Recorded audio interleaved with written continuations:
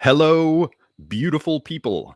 As you should have become aware by now, we don't have my introductory animation and music at this time because the software I used to render it was destroyed by um, the pouring of whiskey into my laptop. And also, it seems like when I began speaking, the broadcast really wasn't started. So let me do this one more time. Hello, beautiful people. I am Semiagog, joined here today by Panama Hat. We don't have an introductory animation or music because I destroyed my previous computer and I am waiting for it to be returned. Until then, I cannot re-render it and thank properly the Praetorian Chads who make this channel possible. In any case, thank you to them. Thank you to Zedez in the house as a moderator. Always happy to see you. Today, Panama Hat and I will be discussing poetry, poems, and poets from a variety of perspectives. Hopefully, by the end of it, you'll at least have gained some sense of why poetry might matter and what poetry, reading it or writing it, does for one. And perhaps even some sense of at least our own respective thoughts on what makes good poetry. Before we get started, please do follow this channel, Semiagog, as well as A Safer Space. You can do that on BitChute. You can do it on Odyssey, although I have to update the content on Odyssey. I'm pretty much ready to do that. Bear with me. And the two channels are on YouTube as well, Semiagog and A Safer Space. You can follow me on Minds, on Gab, on Twitter, on Telegram. And I hope you will do so on Odyssey as well. If you want to support the channel, you can do it through GoFundMe or Subscribestar. Thanks again to those who do so. For Panama Hat, I'll let him introduce himself. Not that he particularly requires introduction, just in case you haven't encountered him before. But before he does so, I want to join everyone to promote his book and his channel. He's got more books on the way, but his channel, you'll find the link for it below, and you will also find a link to a collection of his poetry. But Panama, I should let you speak for yourself as well, Mr. Hat. Yes, well, you pretty much summed everything up there, I think. Yeah, that's pretty much it. I got a lot more stuff coming out this summer, so keep an eye on that. You'll get announcements when that all happens. Somebody in the chat asks about the magazine. That is currently in the works. We've pretty much got all the material for the first edition, but if you do want to submit stuff, there's still plenty of time. So send anything you've got to panamahat47@protonmail.com, and that'll make its way in. Yes, basically, I'll nothing concrete as of yet, but I'll give announcements when they come. Yes. So hello everyone in the chat. Thanks for tuning in, and thank you, Semiagog, for organizing this. Yes, my pleasure. Though I should say, though, I think we're overlapping slightly with the end of one of Academic Agent streams, for which I apologize. It's entirely Hat's fault. I had nothing to do with this. It is my fault. It really is, and it's both ours. But apologies to AA nevertheless. And for all of you who have come here before his own video has ended, it's your fault too. So to be fair, it looks like AA is sort of giving us a plug. I think he's sort of sent people our way by the looks of the chat. So well, that's very kind of him. I appreciate it. I was hoping that I wouldn't piss him off. Nothing like an irate carpet merchant. He'd kick my ass. Yeah, welcome one and all. We're going to be talking about poetry. Before we do that, I want to put in one last plug for Panama Hat. He often appears as a co-host with Alexander Adams and Pharaoh over on Pharaoh's channel. I recommend that channel very highly. Best art show on the web. Yes, I quite agree.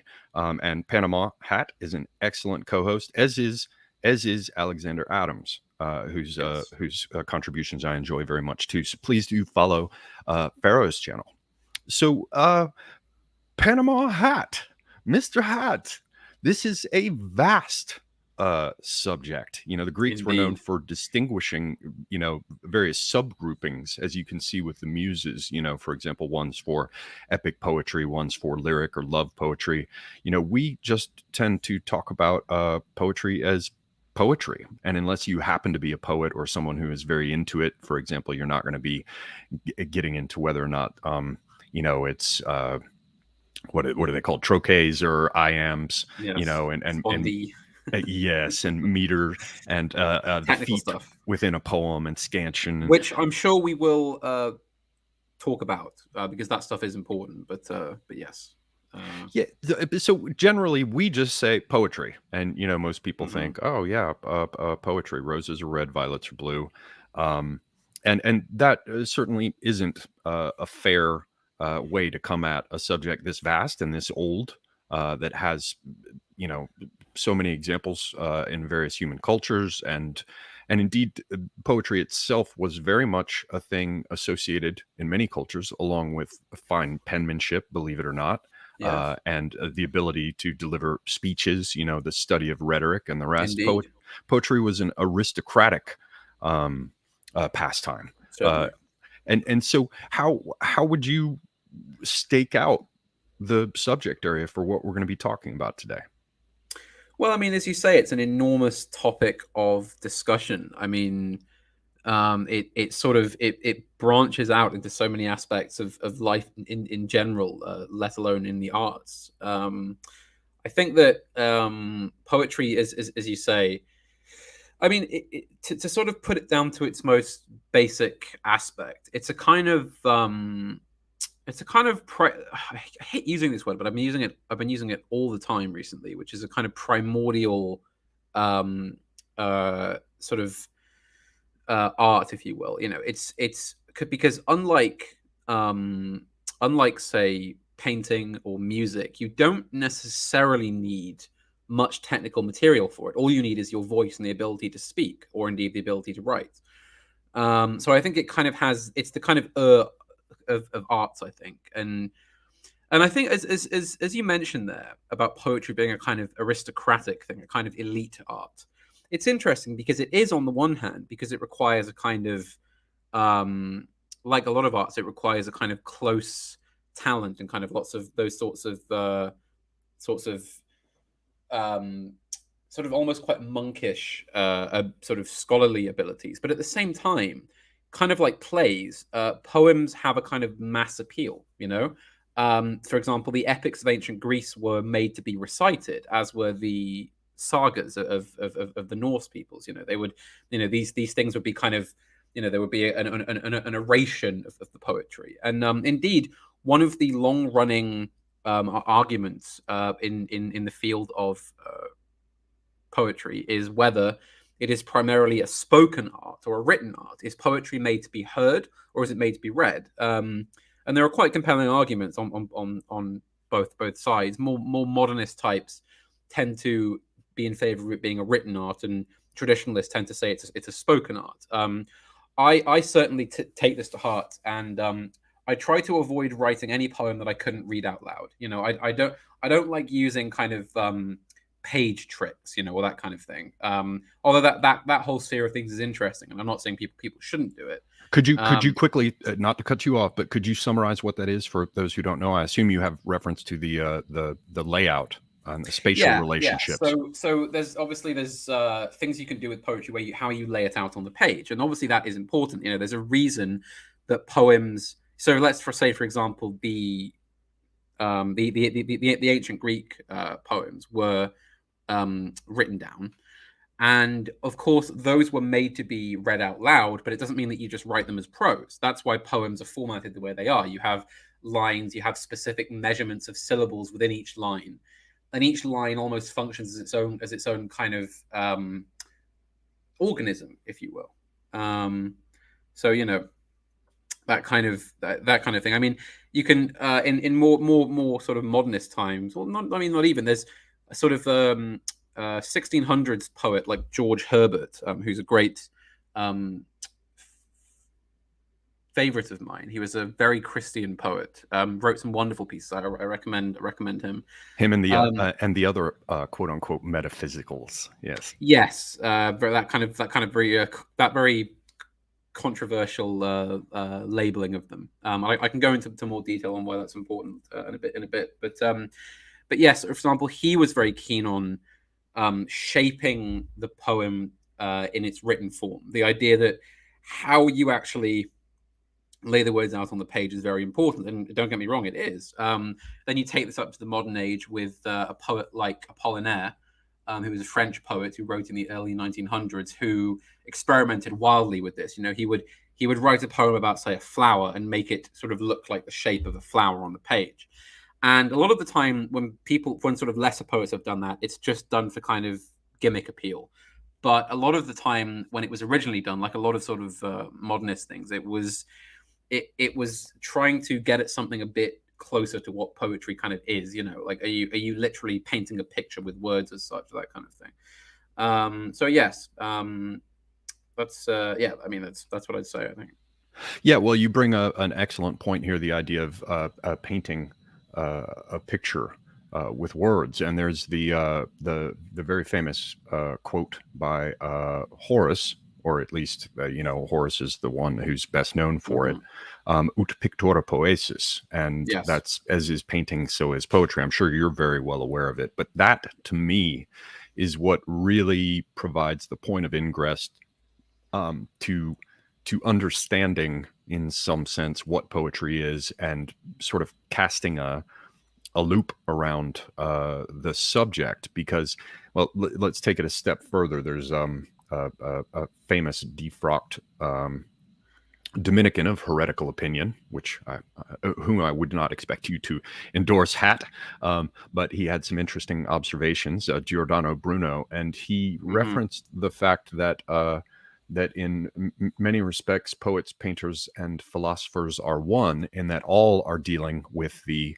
image. In his case, it had to do explicitly with the notion of a sort of a Neoplatonic arrangement, ontological arrangement, whereby certain things that are images are simultaneously less material, less measurable, less verifiable, but therefore more real. The image is ontologically prior, so to speak, to its various manifestations in different art mediums. So the notion is that the philosopher is dealing essentially with images, the painter as well, and the poet, but they bring them into manifestation in such a fashion that they're made communicable in different ways. And you could go further and say that someone like a Tesla, who engages in the process of invention and actually builds the machines and tests them in his mind,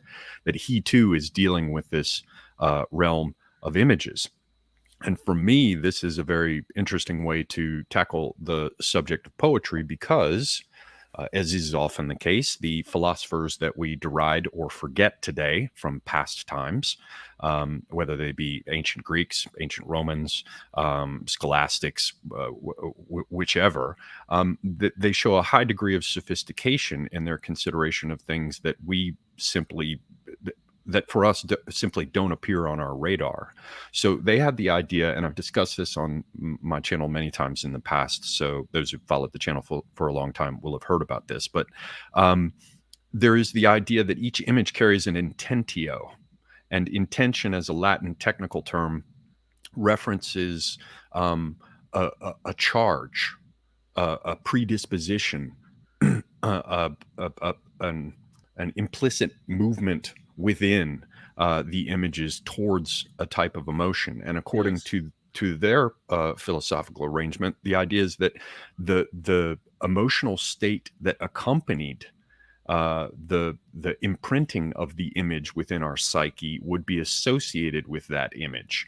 And this gets very technical. It can move out into Neoplatonic sorcery, or even the manipulation of masses of people through rhetoric. The idea is that the image carries an emotion with it by evoking that image or invoking that image. And these are technical terms having to do with enchantment. There's a reason why we talk about, magical songs, enchantment from cantare, the idea of singing, to invoke or evoke, to call down or call in by speech. By bringing up the image, at a minimum, even from an empirical or Aristotelian position, where the memory or the psyche is filled with images that are the result of sense impressions, by by calling up that image, you can evoke the associated emotions that went with it. From a Platonic perspective, it becomes even more interesting ontologically. The idea is that by touching those images that are ontologically prior, you can approach that place that is, in some sense, more real than the merely measurable. And this all sounds like cuteness, and I'm sure that many would be inclined to dismiss this as a bit of woo. But the bottom line is that there are things, often through a strange sort of alchemy that we, loosely using that term, that we can't even explain. There are things that can be captured in poetry that simply cannot in prose. Yes, basically. In fact, you mentioned at the start there the kind of comparison of the poet to the philosopher, or the scientist, or indeed, I think the mathematician. And I actually have a somewhat controversial opinion. At least it's controversial to modernists, which is that I think that reason actually has to come prior to the image. That reason has to dictate the images of the poem, because essentially, what poetry does, as you say, is it allows you to grasp things you cannot express prosaically, in the same way that a piece of basically it's almost a kind of, to use the word again, metaphysical in a sense. It allows you to get a kind of elevated sense of things, that you wouldn't in sort of plain, what we might call plain expression. The fingerprints of God in human clay, I've heard it called before, which people may think that's a bit grand, but I know what they mean.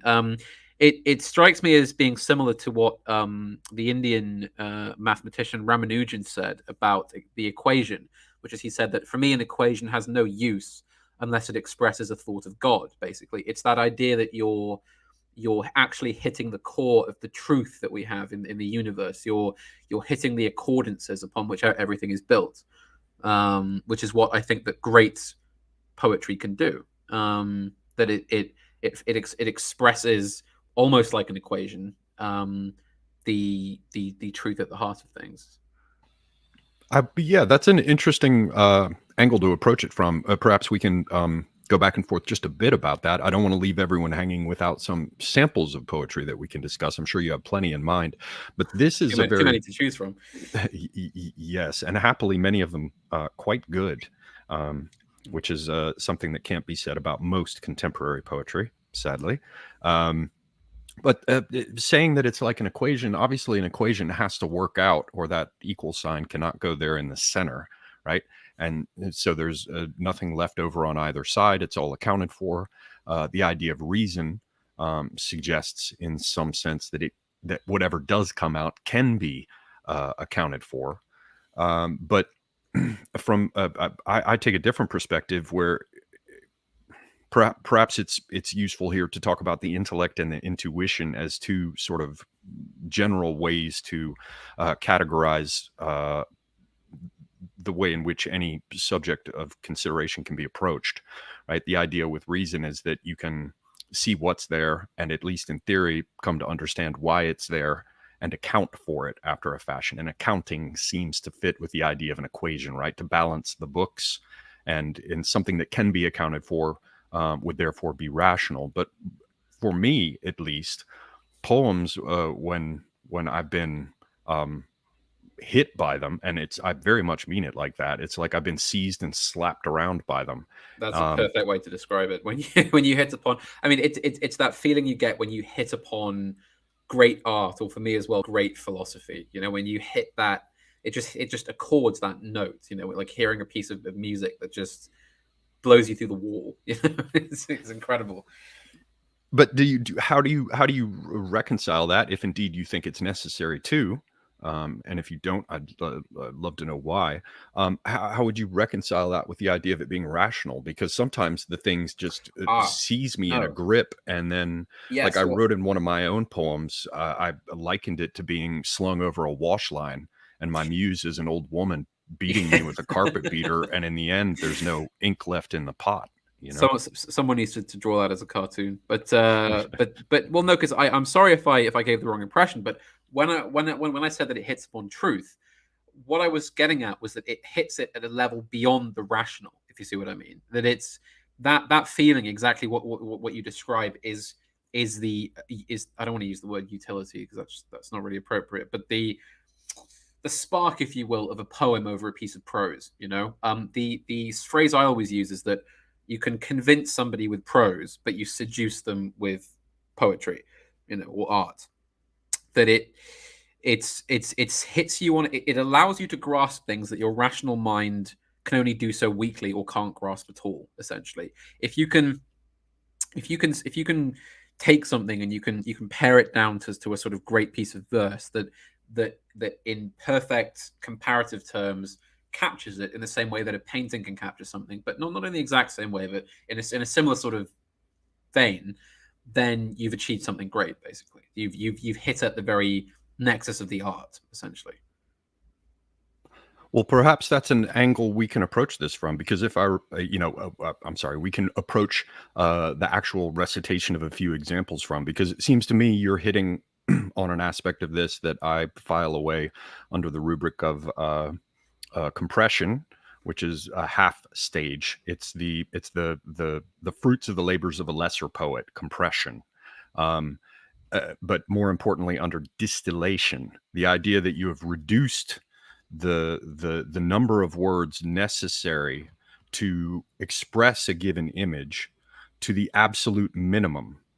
And that, to me, is very interesting indeed. We see it, for example, in haiku. I know you've looked quite deeply into Japanese literature, and I don't doubt haiku as well. More so certainly than I. That might be a place to take a look at this. There are, of course, long epic poems, but perhaps it would be easy to start with some examples of poems that you feel succeeded in the idea of distillation, in terms Yes. of packing so much into a few words. I'm panicking slightly because, again, there's so much to choose from. There's so many things I could choose as an example. I'll tell you one that comes to mind. Is a poem by A.E. Houseman that I think we've read on stream before, actually, and people might be familiar with it, but it's a perfect example of what I mean. And it's certainly so. I think this is particularly relevant to us because, of course, we all are kind of, in many ways, we pine for the things that have been taken away from us. The things that modernity and that the people that have ruled us have taken away. They've taken away what would have been our homes. They've taken away what would have been our cultures and our authentic modes of living, and they've replaced it with something horrible. And nothing quite sums up that feeling. That feeling of when you I mean, we've all been there. I don't want to make it too literal, but you look upon perhaps a place that you knew when you grew up, or that your family or that you once lived in, and it's been completely changed beyond recognition in some way.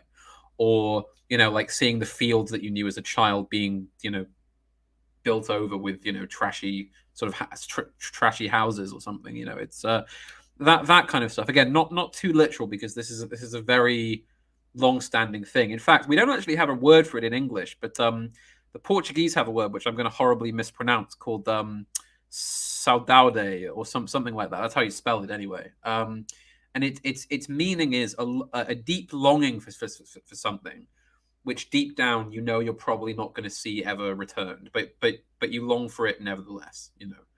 And so the poem I'm going to read is from a collection of poems by A.E. Houseman, who lived from 1859 to 1936, and he wrote a very wonderful book of poems. I recommend everyone get them because they're quite accessible, I suppose. Yes, a Shropshire Lad, and this is one of the poems from that. It's not very long. It's only two stanzas of 4 lines each, and it goes like this. I'm sorry if I stammer my way through this, but I will try not to. Unfortunately, I can't help that. So it goes like this. Into my heart an air that kills from yon far country blows. What are those blue remembered hills? What spires, what farms are those? That is the land of lost content, I see it shining plain, the happy highways where I went and cannot come again. And I think in those 8 lines, you've basically got the entire concept of saudade summed up, basically. That longing, the happy highways where I went and cannot come again. You've It seen it, and you can't go back. it seems to echo quite a bit that old line of Heraclitus. You cannot step twice into the It's the same same river. river. Yes, indeed. And that, I mean, that in itself is a kind of poem. I suppose, or it's poetic at least. And in fact, I would take a short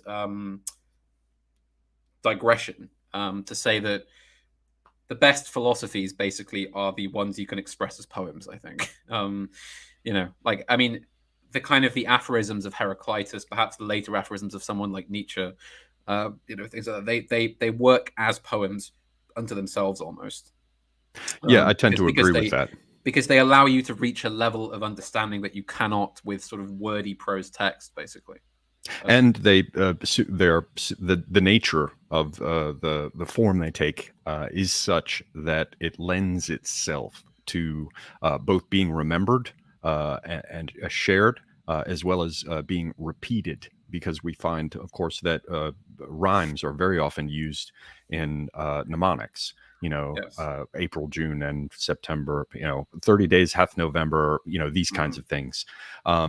And so that this helps us to lock these things into our memory and to continue to have access to them, which mattered back in a day when Yes. written works were, writing in the strict sense, writing proper, that being the representation of spoken language, Mm-hmm. was either not available or not widespread. And so if you had a bard or a skald or some such who had to commit an epic to memory, the structure of it made it something that could be anticipated and reviewed and checked. The way in which, I'm sure you're familiar with Terza Rima and have written in it, you find that you can check because it runs, ABA, BCB, CDC, or Yes. something along those lines. It allows you to anticipate what's going to be coming next, and it creates a link between what has come and what is to come. So Mm-hmm. that Indeed. that is interesting to me. Maybe I'll come from a different direction with two poems to show two different directions that or two sort of facets of, or two approaches to a central image, and the way in which one image can be turned sort of in several different ways, one of which is how shall I say this, distilled, and another one is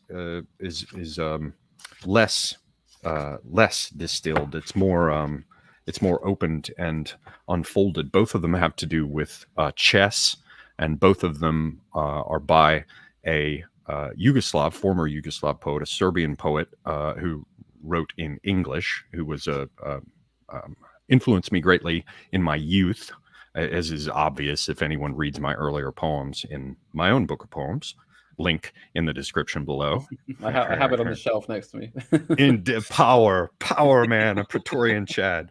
The first of his poems having to do with the game of chess is called Evening Chess, and it's 2 lines. The black queen held high in my father's angry hand.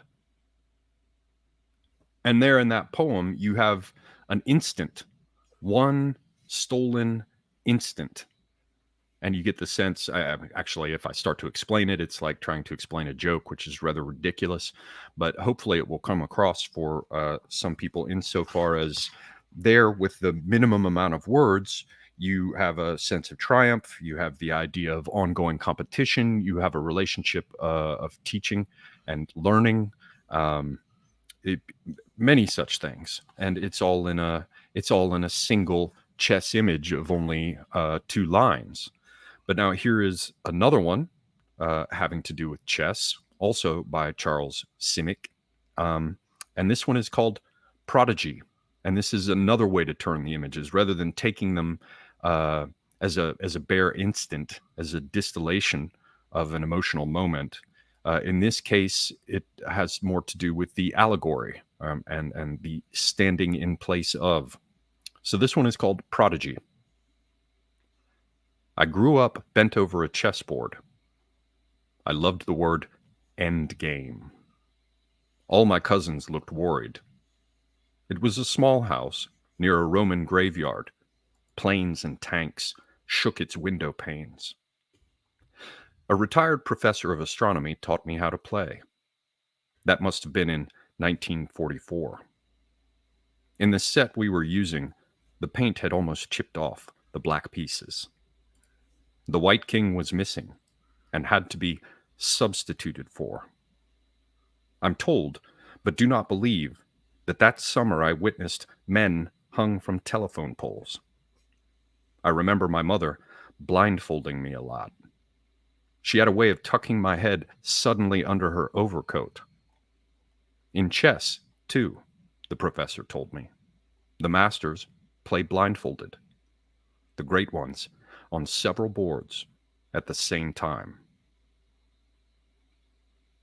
And so you can see in the one case we have a distillation of an instant. In the other, we have the whole notion of the game itself unfolded and set before us as a way of standing in place of. So here we can see the distillation versus the other facet, or the rotating of the multifaceted thing before the eye of the mind. So I think that gives us a couple more angles. Would you riff on either of those, or the facets present? The first one you read struck me because I think it's. I mean, I want to say obviously I can't know unless I looked into it, but I would say it's quite obviously inspired by what the original aim of the haiku was. Because when you look at Japanese haiku and other forms of poetry, because obviously the Japanese have this kind of long-standing obsession with minimalism, if you will. And the point of the haiku is that the idea is that you can suggest an entire scene, or an entire sort of a lot of things, or a kind of entire set of philosophies in just a few words by merely hinting at an image. And in fact, it's a kind of that's what it struck me as, the first one with the chess piece in the father's hand, and of course the second one is a kind of I think it leaves a lot to the kind of idea, the ideas of the setting, and the kind of thoughts on kind of conflict and war, and the idea that the masters are kind of playing chess blindfolded. It's being able to kind of draw comparisons between something as apparently mundane as a game of chess. I don't think chess is a mundane thing at all, but in a sense of life, mundane, compared to something like a war. The war in the Balkans as we knew it. Yes, there are those who would raise the interesting point that the queen is the most powerful piece on the board in chess. Yes. And draw some interesting conclusions for that. It's certainly a game very deep within our culture, all the way over to ancient Persia, shatranj. Yes, it may have even come from the East, which might have something to do with highly powerful figures that can move in all directions being characterized as women. Certainly when you look at certain phases of Ottoman politics. But yeah, this point about the instant image, the sudden glimpse of a single tableau, and you can take it away as though momentarily seen, and draw from it certain conclusions. I've seen that same sort of feeling that you get with haiku, believe it or not, expressed very much in flamenco lyrics, which have a definite sort of haiku quality. There's one I have in mind. I can't remember the original Spanish, but the gist of it, it's a very short line, and it just says, there is a halo around the moon. My love has died. And it's only upon reflection that one, realizes that eyes filled with tears will create a halo around the moon. Yes. And it comes very, very quickly and very sharply as its own little piece. But that has something to do with the so-called metaphysicals. And I can't remember if it was, who was it? Was it Johnson? I can't remember who came up with that expression for them. But I believe it was Johnson who originated it, yes. Right, and it's considered, it's considered something that might well be dispensed with as a name, but it's stuck. The best way I've heard them described is ones as poets that required some chewing and some digestion. That it was Yes, a hard yes. style. Yes, indeed. In fact, it's the poem you read. It reminded me somewhat of a poem that I found out about a year ago now, called "Canoe" by a poet called Keith Douglas, who was an English poet. It just reminded me because of the whole idea of war and the kind of, I suppose, the more kind of tragic elements of it. And it took me a bit of a while to figure it out, but when I did, it did hit me. And when I first read it, I did kind of shed a tear because it's a very tragic kind of it's a poem that has foresight, because Keith Douglas wrote it in, I think, 1940 when he was at Oxford, I believe, and he knew he was going to be called up to fight in the war, and he did, and he was killed in the Normandy landings in '44. And so it comes across as a remarkably prescient piece of verse, and it's addressed to a woman he loves, basically saying that he probably isn't going to come back, but it's a message of hope. So I'll read it now. I won't say any more. It's a very emotionally charged poem, and it's stuck with me. I can do most of it from memory, but just for this, I'll read it to make sure I don't get it wrong.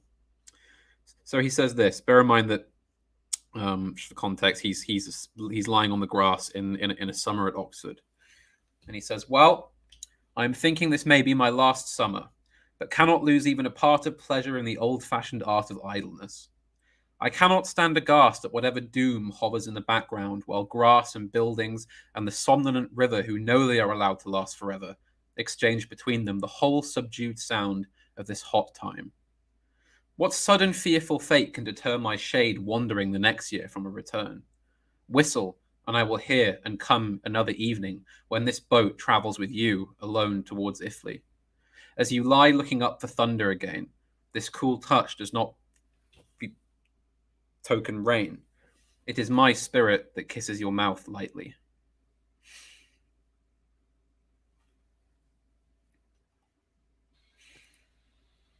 Yes. Yes, that was locked in with a finality Yes, by his death, I would it's very imagine. prescient. Yes, I mean, that's I it's particularly like the reference to the dog star with the hot time, this hot time. yes, certainly the hot time and the kind of, that eternal, that the thing that draws in poets has drawn in poets since time immemorial. This whole thing when you look upon rivers and things that stand, and you think, it's just they last on for so long, and you know he knew really that the war was gonna take him away, and that it simply wasn't to be. It's a kind of when within that there's a whole nexus of thoughts on temporariness, and you know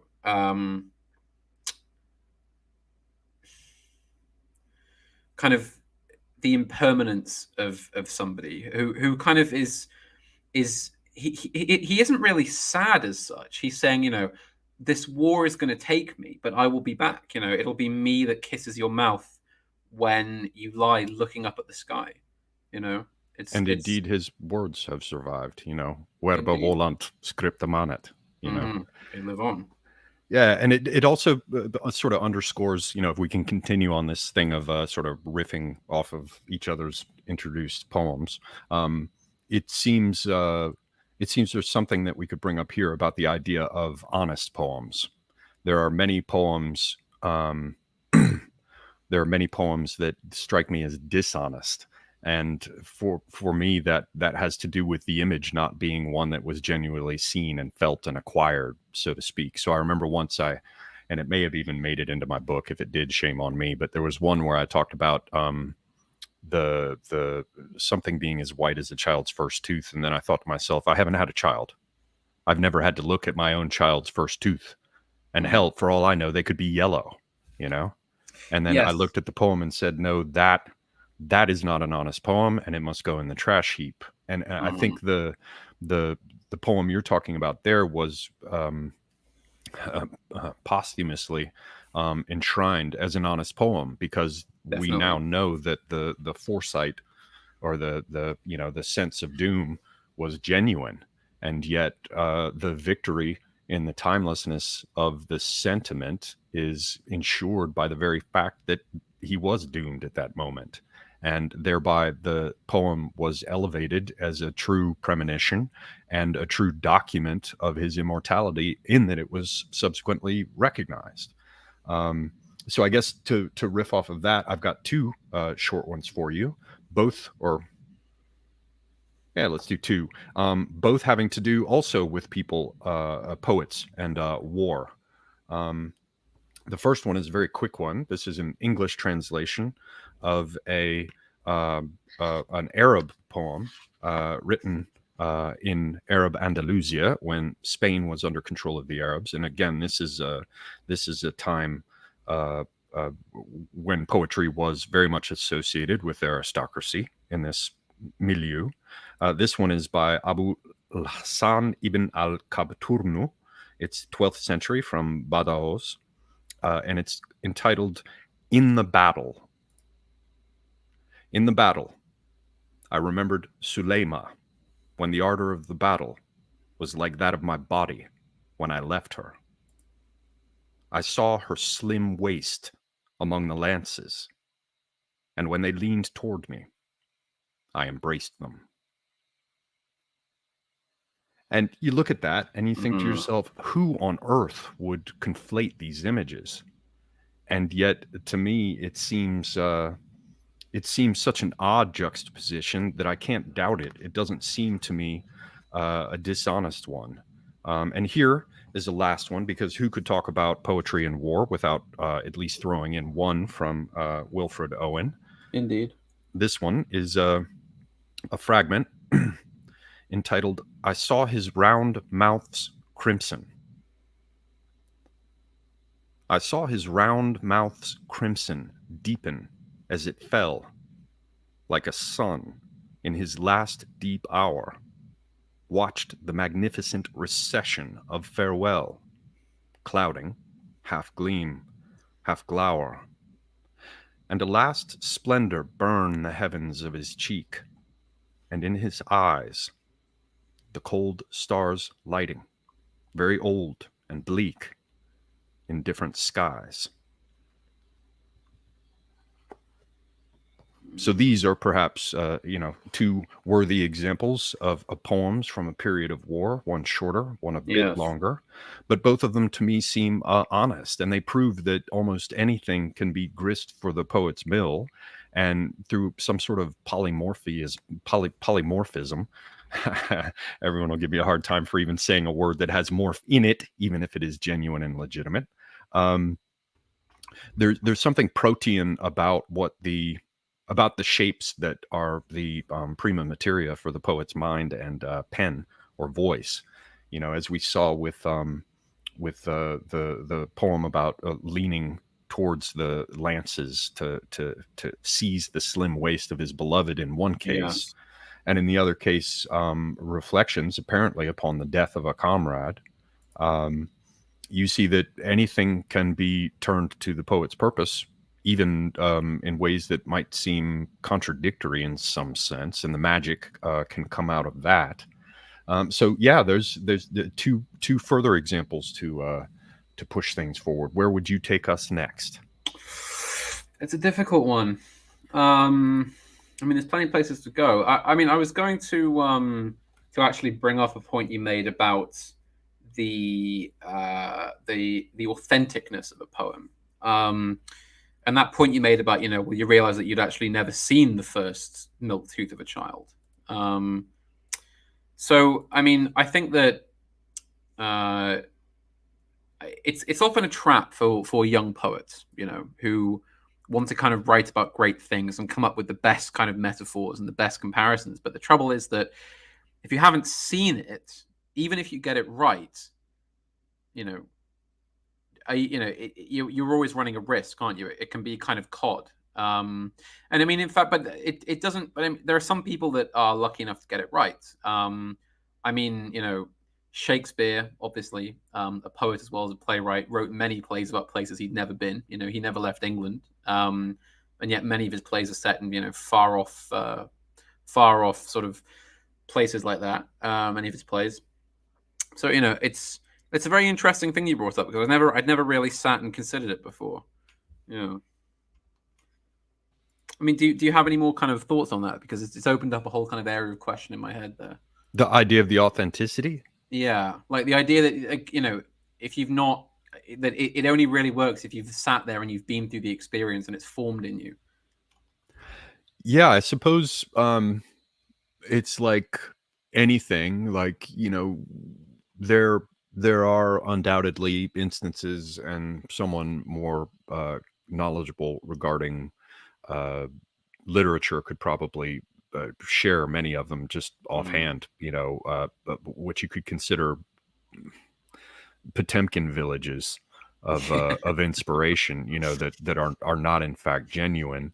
To me, it's the idea that it must have come to you truly, and in particular, and it's I guess you hit on something there when you talked about the young poets, because most of it was when I started writing poetry, and I I desperately wanted to have written good poems, Yes. and I wanted to know how to do such things. And in some cases I had models. I was very into Simic when I was young, because it's a particularly accessible kind of poetry. And at the same time, I also liked some of the English translations of Rumi's works. um, Yes. and so I started thinking to myself, is it a turn of phrase? Is it, what am I looking for that makes this a good poem? Because when I first started both reading and trying to write it, um, it was quite a puzzle for me. What makes a poem worth my time, to say nothing of anyone else's time to read? Because it's an accomplishment enough for someone to write their own poem that is worth it to them, but then Hmm. it's uh, it's an order of magnitude entirely something different to have written a poem that's worth someone else's time. And so I played with things. I tried to understand how to come at it and have it be authentic. Mm. And with perhaps a few exceptions, I can't think of at the moment, the poetry of my own that I think is worth a damn. All of it came, um, if it didn't come whole upon me, a core insight that was expressed in many ways did. And some of them came just entirely written. I mean, one of them, to me, it's a bit too lyrical in many respects for Hmm. contemporary tastes. But I did one called "A Shelter for the Wise," and it literally just poured right out. Like there were no second drafts. I mean, maybe in the entire thing there was one word crossed out, but the whole Yes. thing simply appeared, and it was done. Um, so yeah, I think it has. I'm not answering very well, but to me, it will seize you and shake you around and drop you, almost like when a dog picks up a chew toy. One of these Yes. things that it can swing around, imagining that it's actually breaking the wild thing's spine, between its jaws. And and that's the impression I get when the imagery comes. Sometimes, I mean, I'll see it very clearly. I'll see some image. There's one about famine stalking with its long legs through skylines and blowing a bone flute only dogs can hear, as part of a set of images about war. And Hmm. that just appeared. So I don't know if it just appeared, if it really did hammer and hit you, then it came from some other place or via some other path, and that brings us back to intellect and intuition. Indeed. Um, and in which case, I would imagine that you should at least hold out the hope that it will prove authentic, when you read it again in a year. um, but otherwise, at a minimum, they should be feelings you actually had and images that actually struck you. They should be pictures that were uncanny to you and seized uh, upon your imagination or your spirit in some sense. I don't know if that's helpful, but those are the things that I encountered trying to come up through it. You know, if it is genuine, it's going to have a certain signature on it. Then Mm. there's the idea of voices and phases of your life too. So, you know, what would be genuine for you at a given age? I can say that now that I'm starting to wear out. I've got high mileage on this machine. Um, Things that would have been appropriate at a certain age are no longer, as you get older. And I think we could see that, to go back to that group of poets, metaphysicals, and the adjacent ones that really are my favorite. Um, you know, you can see that in a John Donne, who, you know, is writing about unfaithful women, you know, or Yes. appearing as a spirit to haunt them when they're in bed with another lover, Yes. when he's young. And then in his more mature years, everything is about the Christian religion, and a pursuit of some relationship with God. Yes. And I mean, you mentioned the kind of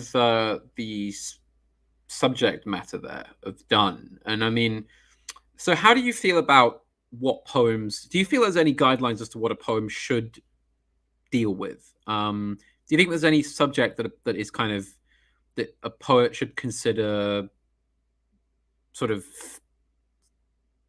forbidden or should avoid, or that kind of thing? Or do you think that there are poems that are too vulgar, or in how they deal with things? You know. Well, yeah, anything can be considered, in my view anyway. Anything is susceptible to being crass and Mhm. dismissible, and certainly vulgar. But Um, assuming it's written well, assuming the poet is a good poet and they know what they're doing. I don't know. I'll hold out the idea that even a very skillful and accomplished poet can write a poem that, to me, comes across as vulgar and not worth my time. Because I do. Uh, Because are you familiar with an English poet called Philip Larkin?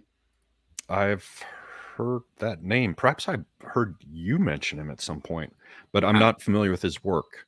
all right. So he was an interesting one. I've gotten very into him recently, because he kind of, at first I was kind of a bit repulsed, and I thought, this is one of the worst forms of modernism. But I really miss the wood for the trees. I think because he kind of immersed himself in kind of murky English provincialism and caught on to certain aspects of what it is to live in the modern day and how sad it can be. And he kind of was known for these kind of, he never shied away from the more, what we might call, not vulgar so much as kind of slightly miserable things. Um, so basically, I'm trying to think which would be the best example of his to read. Um, because he wrote many good poems. And okay, so I'll tell you what, I'll go with Sad Steps by Philip Larkin. This one's called Sad Steps. Groping back to bed after a piss, I part thick curtains and am startled by the rapid clouds, the moon's cleanliness. 4 o'clock, wedge-shadowed gardens lie under a cavernous, wind-picked sky. There's something laughable about this, the way the moon dashes through clouds that blow loosely as cannon smoke to stand apart, stone-coloured light sharpening the roofs underneath. High and preposterous and separate lozenge of love, medallion of art, oh wolves of memory, immensements. No. One shivers slightly, looking up there. The hardness and the brightness and the plain, far-reaching singleness of that wide stare is a reminder of the strength and pain of being young, that it can't come again, but is for others undiminished somewhere.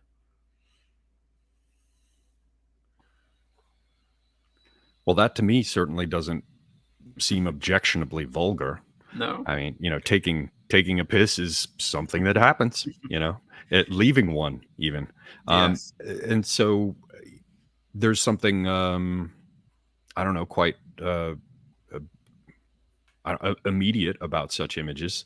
even if for some they might be off-putting.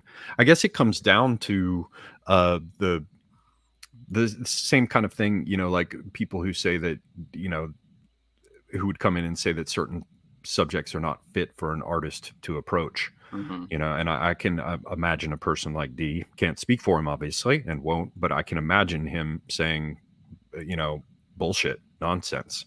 It's all in how a thing is handled. Um, it's almost like telling a writer, that there's certain things that cannot be written about. I would tend to think that places that people don't want to go looking because they think they're forbidden are often places where treasure can be found. Yes, indeed. Depending on how you go after it. So I would not be inclined to to declare any particular subject or theme off Mhm. limits. But likewise, I would not. I would. I would be prepared to dismiss even the most poetic of themes if it was a shit take on it that was dishonest, or Yes. I don't know. The main thing about the art, the main objection I have is not what the subject is. It's the tendency in our our age of ashes, as A refers to it. The tendency of people to, what was the old metaphor I used? They basically take their soiled diapers and hold them up for the public to see as Yes. evidence of how they've achieved something. You know. Yes, I think that's a very good way to sum up what modern poems are. They're not addressed to anything, or they don't try and deal with something grand. They just go, here's my vulgar, bourgeois, uninteresting life, and I'm going to write about a poem about it. Like there's a modern poet who's lauded by the current establishment, called something like, something retarded, like Ocean Vong or something, who writes poems. They all love him because he's like a gay Vietnamese uh immigrant or something, and he writes poems about like blowjobs and things.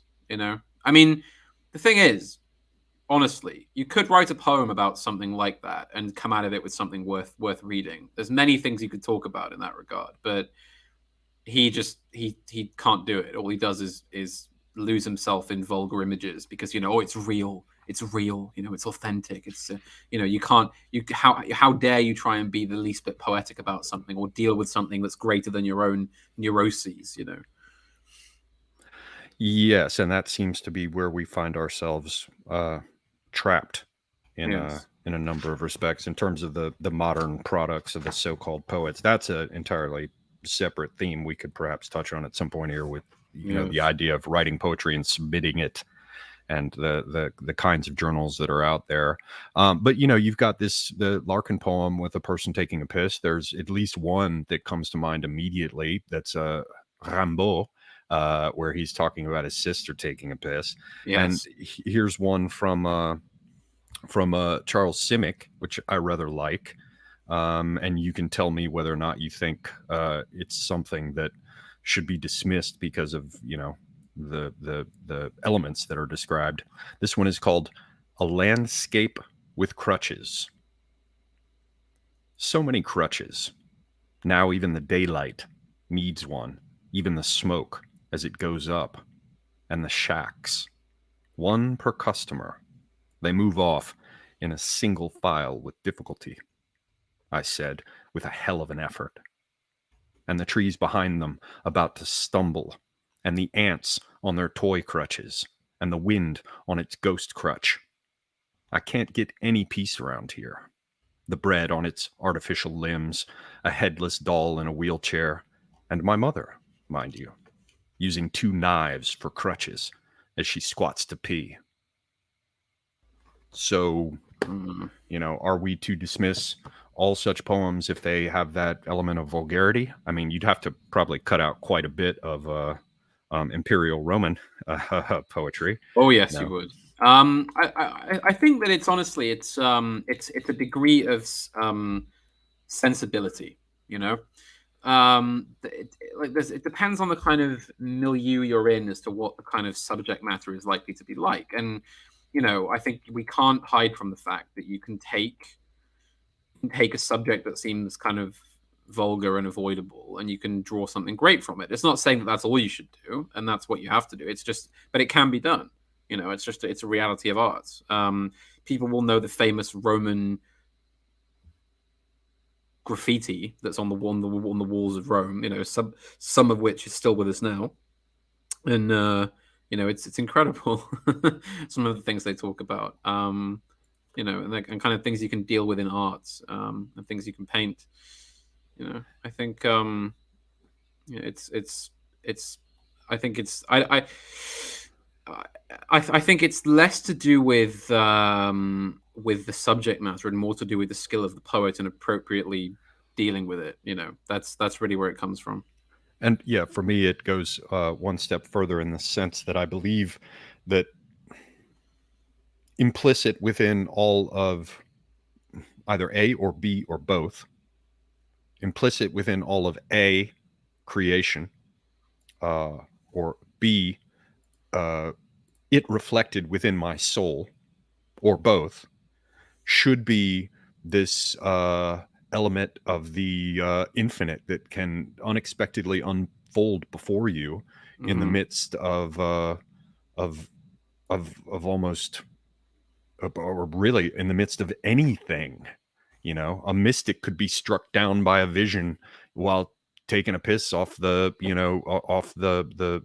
cliff face of some Greek monastery up Yes. amidst the hills or in the mountains. And who are we to say that inspiration cannot strike via a particular set of images or at any given time? And to claim that it can't is almost is almost its own sort of blasphemy, if you will. I'm using that term very loosely here. Yes. The idea that it is beyond God's power to speak to any of us at any moment in whatever fashion suits him. Indeed.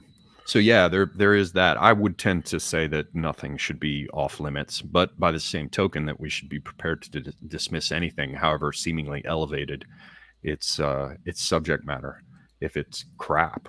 So Yeah. what other bits of poetry would you want to share? I know we both seem to like the so-called metaphysicals. For me, they're my favorite. They just flatly are.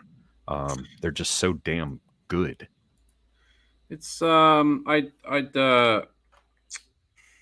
mean, again, it's difficult because there's so much to choose from when it comes to sort of metaphysical verse. It's so much to choose from. I suppose.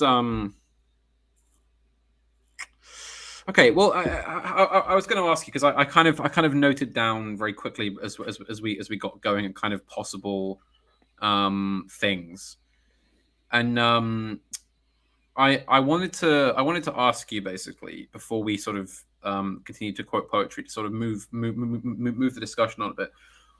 How did you come to poetry as a young man or as a boy? What brought you to it? Do you have a particular moment you remember that kind of caught you?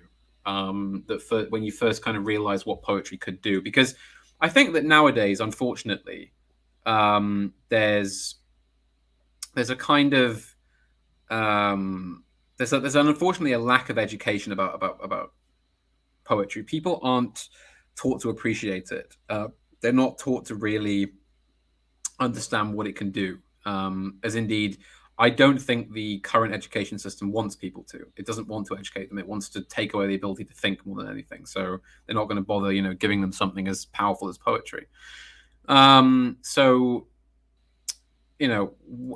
you have a moment as a young man? What sort of age were you when it finally sort of took hold and you realized that you could kind of work in this?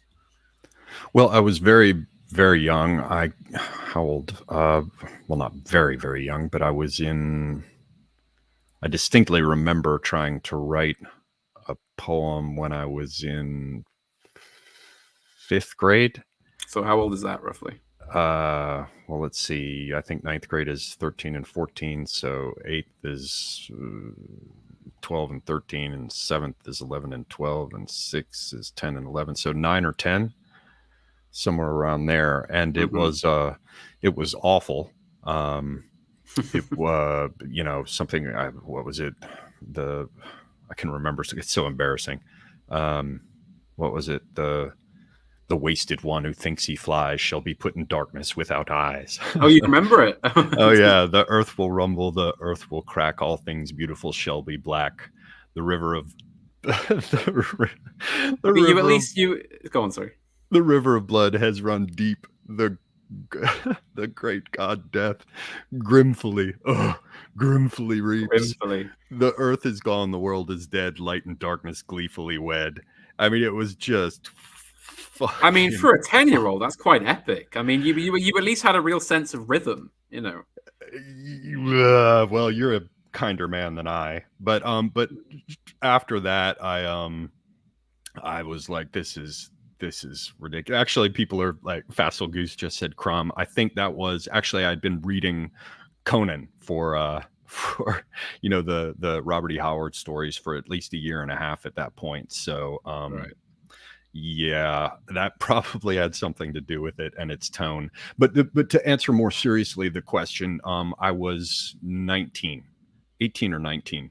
And I had gone off to this retreat thing with a bunch of people out in the woods. And amidst all these folks was this woman I took up with there for a time. And she was a theater person, and so had a great deal of Shakespeare committed to memory. Mm-hmm. And so that was my first real impression, other than my friend Tim, who would, occasionally, who would these fardels bear to grunt and sweat under a weary life? He would throw in the bits here and there, and had a very good voice for it. But it was this one retreat out in the woods one fall, and we didn't have power out there. It was all like lamps and fires, to relax more and get away from the noise of things. And as people were doing things this whole event, one guy got up and for a sort of a talent show, everybody got together there, and they would get up in the lamplight and each do a little performance, like a variety show, to see what they knew how to do. Mm-hmm. And one guy got up and he recited a whole thing of how Thor lost his hammer. And it was in English, but it was in verse. And so I committed it to memory shortly thereafter. I won't put you guys through the whole thing, but it had a little bit in it. It was, when Thor awoke, his rage was great, for his hammer was not there. He pulled his beard, he groped about, he shook his long red hair. Then these first words the war god spoke: Loki and all the lore, a thing unheard of in heaven or earth. Someone's stolen the hammer of Thor. And so I got to hear this whole You have a wonderful story. memory for it. Well, I committed that one with some effort to it. Right. But I like that. I had first heard it, and they restrung the necklace the Breesings made as jewels for his broad breast, and on his head a plaited coif most cleverly did twist. I like it. I like it. I have a I don't want to call it quaint to sound insulting, but I have a kind of a real love for kind of is there even a term for it? A kind of unapologetically lyrical. Yeah, just things that just sound lovely. I don't know. It's part of it. You know how you've got art which is very sort of heavy, and you've got art which is just meant to be nice to look at. It's not to say that one is better than the other, but I do really have an ear for that kind of thing. In fact, in a bit I want to read some Kipling for that reason. But yes, anyway. Well, so to wrap this, and then I hope before you get to Kipling, you'll tell all of us how you came to it. But in that same event, I eventually retired to the cabin with Theater Woman, and she was there with the lamp lit or a fireplace or whatever, and drinking. She said, "Do you know Shelley?" And I was like, "No," and she just fired up Ode to the West Wind, having memorized it. And so I got to hear Ode to the West Wind for the first time in the fall in a cabin by an amber light, recited from memory. That must have been quite the experience. Yes. And so, sitting there hearing, I since committed it to memory myself, having loved it so much, yellow and black and pale and hectic red, pestilence-stricken multitudes, O thou, who chariotest to their dark wintry bed. The winged seeds where they lie cold and low, each like a corpse within its grave until, thine azure sister of the spring shall blow. You know, hearing Mm. that, I just remember, and it was hectic. You hear hectic red, and it was just like, oh, Yeah, got it. Yeah, it like, hits you, doesn't it? It's pow! like a fist to the chest. Yeah. It is. It just slaps the shit out of you, and you're like, Yeah. holy, what You fuck? get it, don't you? You get it. And that brings me to something it's that wonderful. that we can maybe talk about. I still want to hear how you came to poetry. I still want to hear about the Kipling stuff, but it comes back to a point you presciently raised early on, which is this business of the recited poetry versus that which is written, and whether or not you can just read a poem, and then that carries us over into songs, which I think to a considerable extent sort of demands some discussion of Blake, in that he, among Indeed. poets, seems to be very much one who was foremost a writer of songs. Yes. Yeah. Now, as you will have noticed, I actually called my little book of poems last Christmas Winter Songs. And I hit upon that because basically I believe that when you write a poem, you should really keep in mind that you're writing a song. I don't want to come and tell other poets what they should or shouldn't write, but when I write a poem, I have to make sure that it can be read out loud. And for me, that's a very important part of the often very long, quite torturous composition process, which is to actually read each and every line out loud over and over and over and just get it sounding right. And even if I have to play fast and loose with the rules of the form I've picked, or maybe cut short on a syllable that ought to be there, I will do it because I think that ability to just roll off the tongue is so much more important. For if you but mouth it as many of our players do, I'd as lief the town crier spoke my lines. Yeah. I mean, it's another poet that I haven't mentioned yet, scandalously, that was enormously influential on me was one Dylan Thomas, who did the same thing. He insisted that it had to sound, it had to hit the ear before it could grasp the soul. Because very often that's how you have to grasp the soul. But you have to, if you think of the ear as a kind of a person on the door, perhaps let's say a woman in our case, and you have to seduce the woman to get into the bedroom. If you see what I mean, to use a somewhat more erotic framing. But yes, and a framing that has some basis in reality as well. Yes, there you go. You have to know what to say. But And yes. so, is this where we all discover, for many of us, no doubt, not a surprise at all, that you write poetry simply because you have Welsh blood? It may be. I am largely steeped in Welsh blood, and the Welsh are one of the most poetic cultures to ever exist. I think. I'm sure you've heard of the Eisteddfod, which is the national competition, where poets have to write a series of poems that get judged, and every year they carve a great wooden throne, and the winner of the poetry competition sits in the throne, and they are the chair of the Eisteddfod. Do they get to take this chair home? I think so. I think that would be possibly based, man. But here's the thing. So the poems that you have to write are in an extremely difficult Welsh meter, which I can't really pronounce. I have a friend called Henry who does it really well because he actually speaks Welsh as a first language. Unfortunately, I don't. But it's something like Synganed, which basically involves a lot of internal stresses on the line, and the end of the line has to resonate with the beginning, and you have to keep doing that through the stanza. So it's viciously hard to write. It takes a hell of a lot of doing, and it's really not for the faint of heart. And here the other thing is that it's quite possible that the people that judge are under no obligation to actually crown a winner. They're entirely within their right to say, no, you're all shit. No one gets the chair. And they're within their right to do that. Yeah, there doesn't have to be a winner. They and quite a number of years they've gone, no, I'm sorry, none of these poems are up to standard. The chair remains empty for this year. That does happen. Staggeringly based. Yeah. Not only having a chair that you see that made for that year. But yeah, but saying that no, this year you all suck is also Yes. yeah. You know what you should do? You should release um, versions or issues of your literary magazine that you're working on. And if none of the submissions were good for that year, just have it be blank and say it. We regret to inform It's everyone we just cannot publish it because you all suck. it's 100 empty pages with a cover. Yeah. Yeah, that's it. I'm sorry, it's not good enough, but we're going to publish anyway. Yeah, Oh, we need dear. more of that, I think. So how did you, just so that we can cover that part, how did you come to Well, there was poetry? funnily enough, there was a specific moment I remember. So, I mean, when I was a kid, I used to get, nursery rhymes and that sort of thing. Because we had lots of very traditional old books of nursery rhymes and songs that I used to sort of like to look at as a kid. But the moment I remember really was when I was in an English class, and we had a wonderful teacher called Mr. Hayden, who I believe was English but had lived most of his life in Australia. So he had a very quite prominent Australian English sort of accent.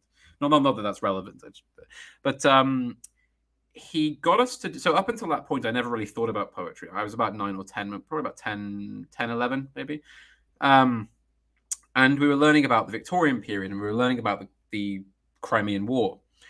And he got us to sit down and read The Charge of the Light Brigade by Lord Tennyson, which I'm sure you've heard of. It's a very famous poem. Everyone's heard it at least once or twice in their life, especially in the UK, which deals with the event of the Charge of the Light Brigade, where, due to a communication error, 600 or so British light cavalrymen charged down a valley in Crimea against the Russian army, which was filled with heavy artillery on both sides and at the end, and riflemen and more Russian infantry and things.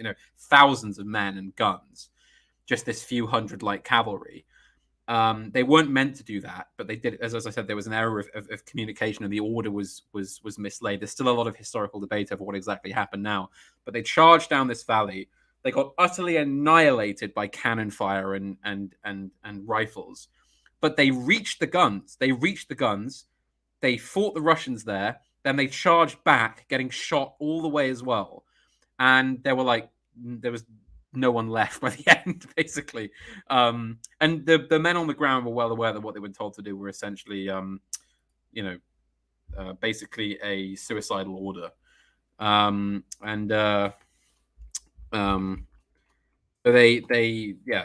as soon as news broke to England of this, Tennyson composed this poem almost in one go. In a rare example of him, because he was someone that loved to sweat and sweat and sweat over poems for years. But when he heard the news of this charge, he did it in one go. And I will now read you the poem. It's not awfully long, but you'll see why this piqued my interest in what poetry could do. Because I just learned about this epic cavalry charge into the valley where they knew it was going to be serious, but they did it anyway, and they got back, and that was it. And the poem goes like this. So sorry for stammering as well. Half a league, half a league, half a league onward, all in the valley of death rode the 600. Forward the light brigade, charge for the guns, he said. Into the valley of death rode the 600. Forward the light brigade. Was there a man dismayed? Not though the soldier knew someone had blundered. Theirs not to make reply, theirs not to reason why, theirs but to do and die. Into the valley of death rode the 600. Cannon to right of them, cannon to left of them, cannon in front of them, volleyed and thundered, stormed that with shot and shell. Boldly they rode and well. Into the jaws of death, into the mouth of hell rode the 600. Flashed all their sabres bare, flashed as they turned in air, sabring the gunners there, charging an army while all the world wondered. Plunged in the battery smoke, right through the line they broke. Cossack and Russian reeled from the sabre stroke, shattered and sundered. Then they rode back, but not the 600. Cannon to right of them, cannon to left of them, cannon at the back of them, volleyed and thundered, stormed that with shot and shell, while horse and hero fell. They that had fought so well came through the jaws of death, back from the mouth of hell, all that was left of them, left of 600. When can their glory fade? Oh, the wild charge they made. All the world wondered. Honor the charge they made. Honor the light brigade. Noble 600. based. So there you are. Yeah, and there's a sort of it almost sounds like singing rounds. There's a way that it Yes. seems to whirl about itself and increase its intensity. It's what got me as a sort of 10-year-old kid was that I realized that poetry wasn't just a bunch of old men talking about flowers and clouds. It was, you could take words and you could conjure up a cavalry charge with barely half a sentence of words, that half a league, half a league, half a league onward. It just immediately it stunned me. Like I was like sort of blown out of my chair when I first read it. It's like, this is something magical. You know, you've painted this great epic with just these few short verses. You know, you've captured every emotion about the heroism of the charge, and it's not one of these pieces of sort of like cod heroic, you know, just sort of, oh, they were so heroic, they were so glorious. There's some very, very striking lines in there about what happened. It says, you know, theirs not to make reply, theirs not to reason why, theirs but to do and die. You know, they are soldiers, and if they've been ordered to do something suicidal, they're going to do it. They won't complain, they won't make a fuss, they'll just go and do it. And that line, that theirs but to do and die, is often misquoted as theirs but to do or die. You know, the phrase, you know, do or die. Mm-hmm. But it's not. It's do and die. They will do it and they will die. And it's a very important bit of the poem there. And from then on, I dived into poetry head on. I got hold of every book I could. I became familiar with all the greats and read contemporaries and started to write awful poems myself, which thankfully I don't remember, but I knew I did it. But yes, you know, just that poem just utterly took me. I felt like I was there. You know, it seems cliche to say, but you know, I was there with them. You know, charging into the mouth of hell, into the jaws of death. You know, in Crimea. You know, it's just it just, that poem just started the entire thing. I've got such vivid memories of sitting there, unable to do whatever assignment we've been given, just sat there, just open mouthed, reading this over and over and over. And then as soon as I got some solitude, I read it out loud. You know, it was like I had to hear it. I had to hear the words in the air. You know, it sounds like a lot of, you know, overexcitement, but really this is what it was. It just, the moment I realized what you could do with poetry, and you know, it opened up every sort of possibility. It was like the first move on in a game of chess. You know, there's infinite things you could now do. You know, with this, Right? that The was really the moment. combinatorics unfolding before you in their near infinity, like amphitrite. Yes. Well, I had a similar experience.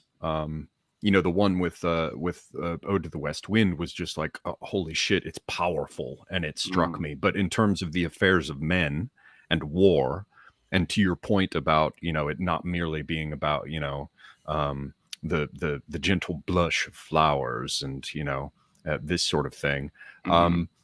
The strongest impression I took was from what, as I've said before, I believe is the last great poem, the last great epic poem in the English language, Ballad of the White Horse. I knew it. I knew you were going to say Ballad of the White Horse. my friend Shane, who is a mad ginger. He's like, we all know a good few of them. He's a white guy down where I live, where, you know, when you're like, wow, he's ethnic, you know, when somebody's so white, you know, they seem ethnic, you know. Yeah. You're Irish or something. He has apparently a lot of Scots, but right. But probably some Irish and English in there as well. He got into, he's a Christian, and he's very into G.K. Chesterton, so he got into Ballad of the White Horse, but then he committed it to memory, the entire thing. And so, you know, I have not, I know he's not lying about it, because I've seen him recite whole parts of it that took like, you know, 45 minutes. And the whole thing he can do in about 3 hours. But there's this particular section that is so damn good that if you'll bear with me, I just have to read it because it's just in fact, fucking good. I regret I never did it, but I still can. One of my life ambitions is to spend a year learning the entire poem off by heart. You know how you get Muslims who learn the entire holy book? They Yeah, learn the they call them Quran off by heart. Yes, hafiz. Yes. yes, that's right, Hafiz. Yeah, I want to do that. I want to learn the entire of the Ballad of the White Horse and be given the like be called a sheik or something. Frankly, I want to do it too because it's Yeah. so fucking good, It's man. incredible, isn't it? You know, there's I know that we in this circle have quite mixed feelings about the Second World War, but a testament to the poem, I think, is the fact that in the kind of low point of the war for the UK, the Times, the major newspaper in the country, actually quoted a large part of the poem on its front page. There was nothing else on the front page, just sections from this poem in the 40s, which I think is quite incredible. Well, I mean, when Yeah. I hear it, it makes me want to seize a broadsword and run uphill towards a well-defended wall. I mean, it's just like, Yeah. damn. Well, here's part of just a small part of book 6, Ethandune, the Slaying of the Chiefs. Yes. As the sea flooding, this is where two hosts have come together. Okay. Mm-hmm. As the sea flooding the flat sands flew on the seaborne horde, the two hosts, shocked with dust and din, left of the Latian paladin, clanged all Prince Harold's howling kin on Colin and the sword. Crashed in the midst on Marcus, Ogier with Guthrum by, and eastward of such central stir, far to the right and faintlier, the house of Elf the harp player struck Eldred's with a cry. The center swat for weariness, stemming the screaming horde, and wearily went Colin's hands that swung King Alfred's sword. But like a cloud of morning, to eastward, easily, tall Eldred broke the sea of spears as a tall ship breaks the sea. His face like a sanguine sunset, his shoulder a Wessex down, his hand like a windy hammer stroke, men could not count the crests he broke, so fast the crests went down. As the tall white devil of the plague moves out of Asian skies, with his foot on a waste of cities, and his head in a cloud of flies, or purple and peacock skies grow dark with a moving locust tower, or tawny sand winds tall and dry, like hell's red banners beat and fly when death comes out of Arabai was Eldred in his hour. But while he moved like a massacre, he murmured as in sleep, and his words were all of low hedges and little fields and sheep. Even as he strode like a pestilence that strides from Rhine to Rome, he thought how tall his beams might be, if ever he went home. Spoke some stiff piece of childish prayer, dull as the distant chimes, that thanked our God for good eating, and corn, and quiet times. Till on the helm of a high chief fell shatteringly his brand, and the helm broke, and the bone broke, and the sword broke in his hand. Then from the yelling Northmen, driven splintering on him ran, full 7 spears, and the 7th was never made by man. 7 spears, and the 7th was wrought as the fairy blades, and given to Elf the minstrel by the monstrous water maids. By them that dwell where luridly lost waters of the Rhine move among the roots of nations, being sunken for a sign. Under all graves they murmur and rebel, down to the buried kingdoms creep, and like a lost rain roar and weep over the red heavens of hell. Thrice drowned was Elf the minstrel, and washed as dead on sand. And the 3rd time men found him, the spear was in his hand. 7 spears went about Eldred like stays about a mast, but there was sorrow by the sea for the driving of the last. 6 spears thrust upon Eldred were splintered while he laughed. 1 spear thrust into Eldred, 3 feet of blade and shaft. And from the great heart grievously came forth the shaft and blade, and he stood with the face of a dead man, stood a little, and swayed. then fell as falls a battle tower on smashed and struggling spears, cast down from some unconquered town that rushing earthward carries down loads of live men of all renown, archers and engineers. And a great clamor of Christian men went up in agony, crying, "Fallen is the Tower of Wessex that stood beside the sea." Center and right the Wessex guard grew pale for doubt and fear, and the flank failed at the advance, for the death light on the wizard lance, the star of the evil spear. "Stand like an oak," cried Marcus, "stand like a Roman wall. Eldred the good is fallen. Are you too good to fall? When we were wan and bloodless, he gave you ale enow. The pirates deal with him as dung. God, are you bloodless now? Grip Wulf and Gorlias, grip the ash, slaves, and I make you free. Stamp Hildred hard in English land. Stand Gurth, stand Gorlias, Gowan, stand, hold Halfgar with the other hand. Halmar, hold up on knee. The lamps are dying in your homes, the fruits upon your bough. Even now your old thatch smolders, Gurth. Now is the judgment of the earth. Now is the death grip. Now. And I just keep wanting to go, but I must stop there. But it's one hell of a battle, and sorry for the few errors in the recitation, but no, it's incredible. It's wonderful. Damn. I can hear that. I can't quite do it memory, but I can hear the next line for the thunder of the captain, not less the Wessex line. Yeah, I used to sit and I had a wonderful old copy of it. I used to carry all the time with me. It was a small copy that could fit in the pocket, so I always used to just leaf through it. It's wonderful. Yes. Yeah. Now we had someone in the comments saying that that's more a story than a poem, and I a poem can be a story. Yes, I strongly differ. I mean, because we don't read, for example, the Iliad in verse, we're not familiar with, what is it, hexameter? I can't remember which. You can a poem can tell a story. It's quite simple. Indeed. They're not mutually exclusive. I know we talked a lot about kind of the experiential sort of metaphysical stuff before, but that's one part of poetry. This is another. You know? Yes, and it certainly does elevate it, and it locks it into the memory. It's just, man, whenever when I read that part about the tower going down with the archers and engineers, I'm always like, oh, yeah. You know, this chimpanzee thing takes me over. I'm like, oh. It's fucking hard. It gets you going, man. Yeah. So that's the power of the poems, and of course, I'm doing G.K.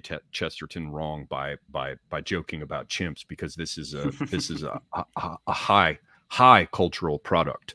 But I wanted to communicate the sense in which it really just works. It works me up. I mean, can you imagine once upon a time when whole groups of people have these poems committed to memory, and the simple recitation of one aspect would be enough to conjure certain emotions, like we talked about before, the intentio of the image, but also whole sets of cultural understanding. There was in a Mary Carruthers book called The Book of Memory, she's discussing the way in which the image and the intentio played out culturally when these cultural elements were fully alive. Mm-hmm. And she talks about after what's his name, Abelard, had his parts of his business cut off, and Eloise decided to, because her family had him unmanned because they were pissed that he was talking to her, and she was intended for someone else. And so she at that point decided to take up the veil and go into a convent. And the famous story, I can't remember what bit of Roman poetry it was, but she referenced a Roman matron who was known for her resolve, and she just recited a bit of poetry about that Roman matron, and then stepped up from her position, walked forward, and made the commitment to take the veil. And so that brings this other aspect of poetry sort of before us. What is it? It's the one, the star to every wandering bark. It's one of Shakespeare's sonnets. Yes. This is one, that's it's very After every simple. wandering bark, Yeah, it's let me whose not worth to the unknown, marriage. though his height be taken, with bending sickles compass. I know, I can't remember the number, but that one.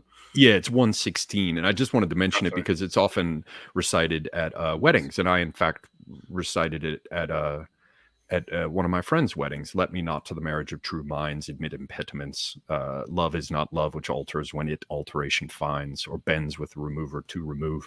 That Mm-hmm. that one. And so this is sort of another aspect of poetry, the way in which it gives us collectively something to reference, all of us. It fixes, it places a stake in the ground. It provides a basis for orientation for those that actually understand all Mm-hmm. the cultural elements thereby referenced. So I think there's one about, I want to say it's in, who did Life of Apollonius of Tyana? I can't remember. Maybe it's Polybius. I can't remember. Anyway, I think there's a thing related there when Apollonius of Tyana heads over to Asia Minor at one point. If I'm not mixing up the story, I think it's him. He gets off the boat and he's being welcomed by all these, hardcore Greeks who believe they should not go in the direction of Christianity and they must preserve their own culture. And there was a simple question that was asked to him, and it was something along the lines, as he's getting off the boat at the dock, one of the great names of the place who was greeting him met him there at the docks and said, "How did uh, Odysseus rule when he was in Ithaca?" And Apollonius of Tyana responded quite calmly and without any hesitation, as gently as a father. And so you can reference a particular point, like you just brought up the one about theirs is not to question why, theirs is to Mm-hmm. do and die, and that has become, though, as you pointed out, often misquoted, as Yes. do or die, which is a very big difference. Which is your point. They will be Mm-hmm. successful in dying. Yes. The, the Um, the the victory is under. It's very Evolian. yes, but it's a reference that now is so deeply ingrained in us that we have a mismemory of it, and yet many have forgotten where it came from, and yet it still serves as an anchor point, a point of orientation for us in our Yes. culture. And so that's another angle of all of this that I think is an important one. But you had mentioned, you had was it a Kipling bit you had wanted to read? It was Kipling, but before I do the sort of, I don't want to call it light verse because it actually deals with very substantial things, but um, it's lighter in the sense that it's a bit more kind of vernacular and comedic. But before I do that, I wanted to read you a poem by Dylan Thomas that had a similar effect to Charge of the Light Brigade on me, though quite a bit later. And it just kind of, I don't want to say too much really because the first time I read it, it went over my head. I didn't grasp it at all.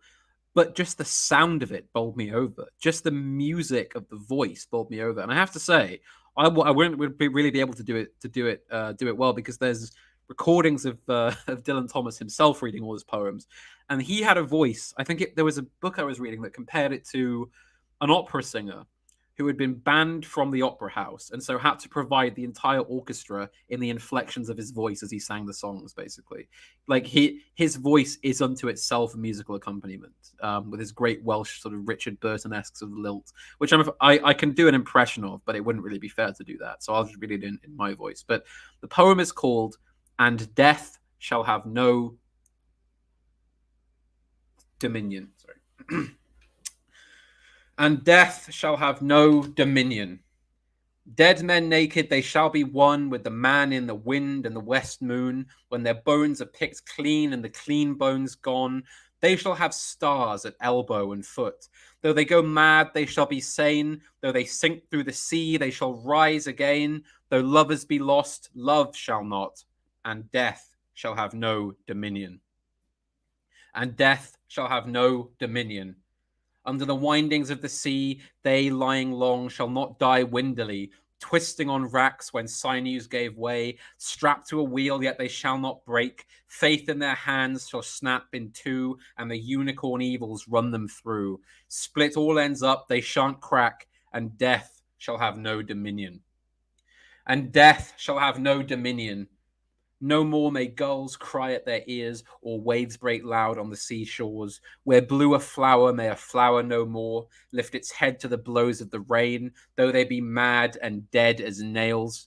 Heads of the characters hammer through daisies, break in the sun till the sun breaks down, and death shall have no dominion. It's very much an invocation, it seems to me. Yes. Very much a statement and an imposition, though that comes through in your reading too. You seem to be imposing it, right? Yes, well, it's I believe it's meant to evoke a kind of religious sermon, basically. It's inspired by the verses of the King James. And if I believe that line, "Death shall have no dominion," is actually drawn from an epistle by St. Peter. And in that respect, they bind the things together. You know, there's the old idea of the florilegium. Yes. You know, and you would, for example, have a particular biblical verse in the center, and then in many executions in terms of illustrated manuscripts, you would see that commentary upon that verse would fill the margin. But that was how the book was designed, so that you could read the central text as well as the various commentaries by the authorities in the margins, and they created a catena, a chain. Yes, and that chain, as represented in some medieval and later manuscripts, some running into the Renaissance, they represented it with the image of using a fishing line and hook to pull up a fish that was in the jaws of yet another fish, that was in the jaws of yet another fish. Yes. And so by grabbing the one phrase, you reference a whole interconnected body of cultural knowledge, just like we see with, you know, how did Odysseus rule in Ithaca as gently as a father? And then that references the Iliad itself, and that, or the Odyssey, more like. And then we see how that's tied into all these other aspects of Greek culture from the time. So yeah, it's, in many respects, the elements are all sort of knit together, you know. And so we see how the elements can be chained.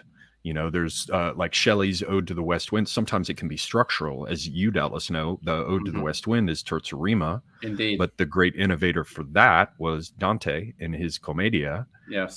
So, you know, you can choose not only the subject matter or the allusions or the references, but the very forms themselves can be communicative.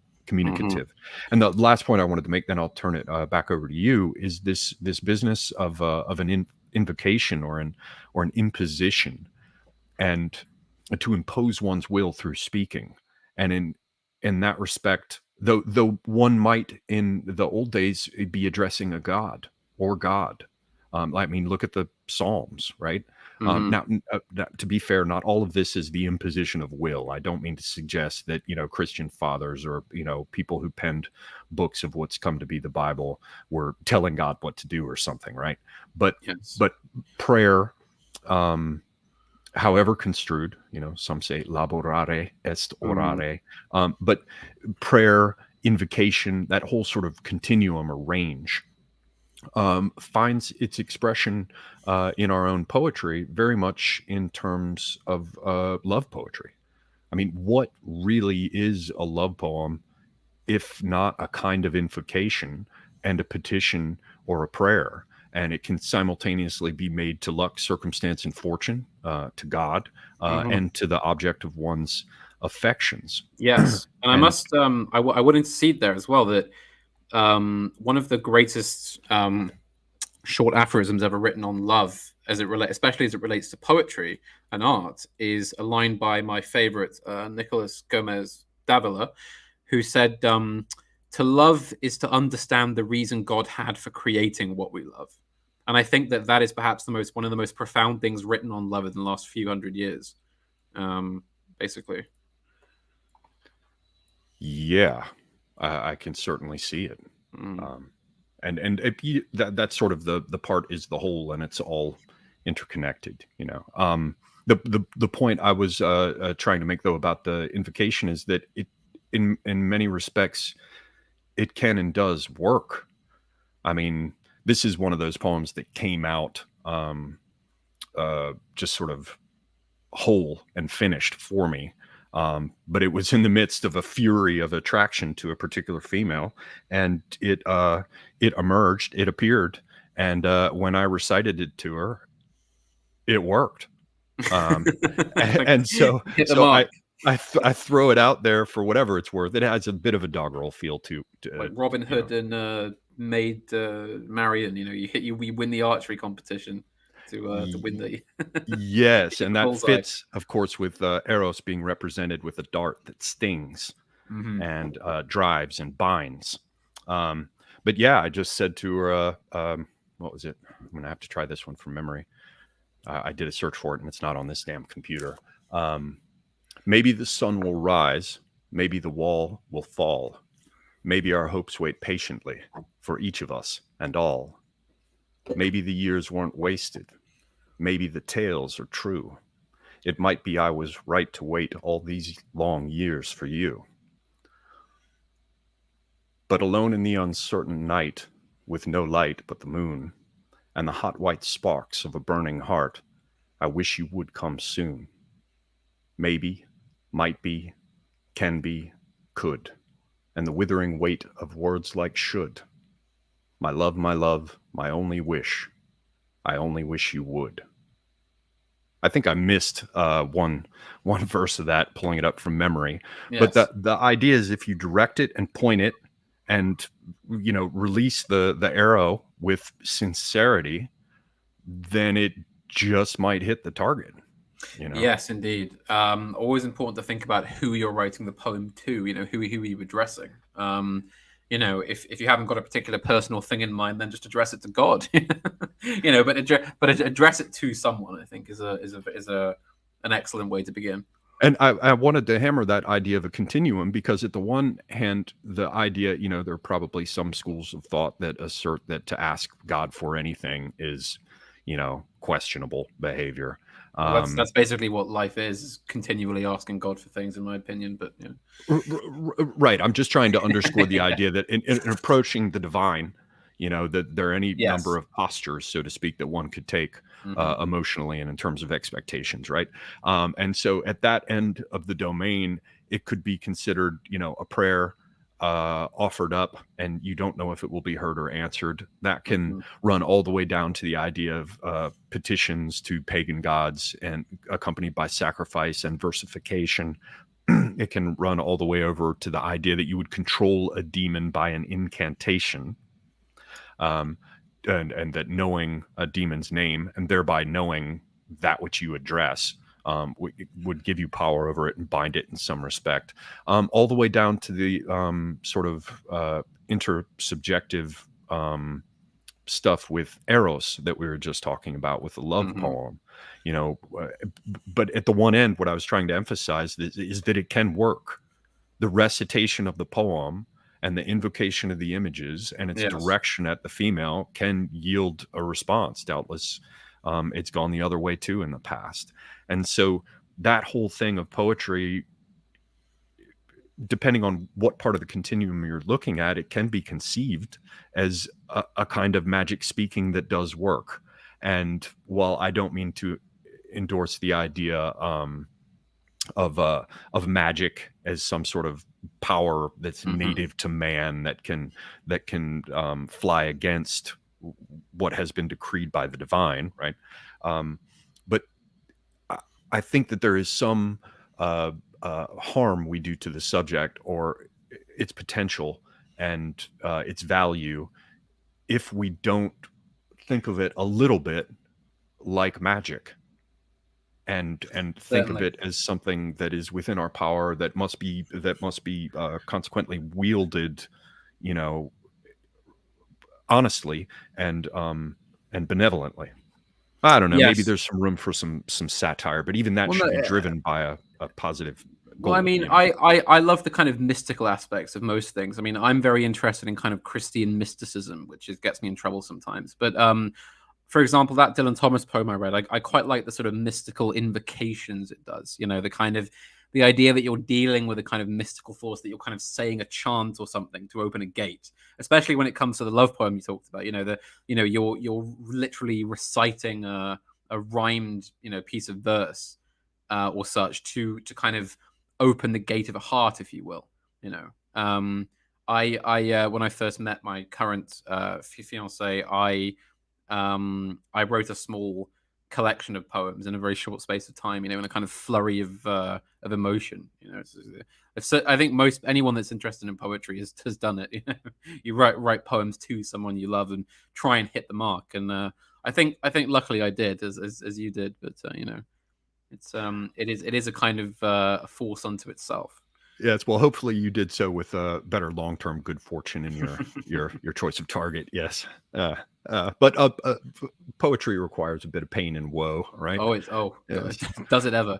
the sorrows Um, of young Werther. But yes, I'd turn it over now to you to direct what we look at well, next. I was going to read some Kipling just because it's just like it's perhaps the most entertaining poetry I've ever read. And I wanted to read you perhaps his most famous piece of verse among many. Well, actually, no, I'd say If is probably the most famous one, but this is a very famous one called Gunga Din, and it deals with the like many of his early poems. It deals with the point of view of a soldier who's in the British Army in India, fighting in India around the sort of the late 1800s, and he's probably in a regiment which is battling tribes on the northwest frontier. You know, the Afghans or the Waziris. You know, in what is now modern day Pakistan, and so this deals with a man who is fighting, and they have a regimental bisti or a water carrier, basically an Indian servant, a native servant, who runs around after the troops with a big drum of water to give them drinks in the heat of the fight, basically, and carry all their gear for them. And so I won't say any more, but I'll simply read you the poem because it has a wonderful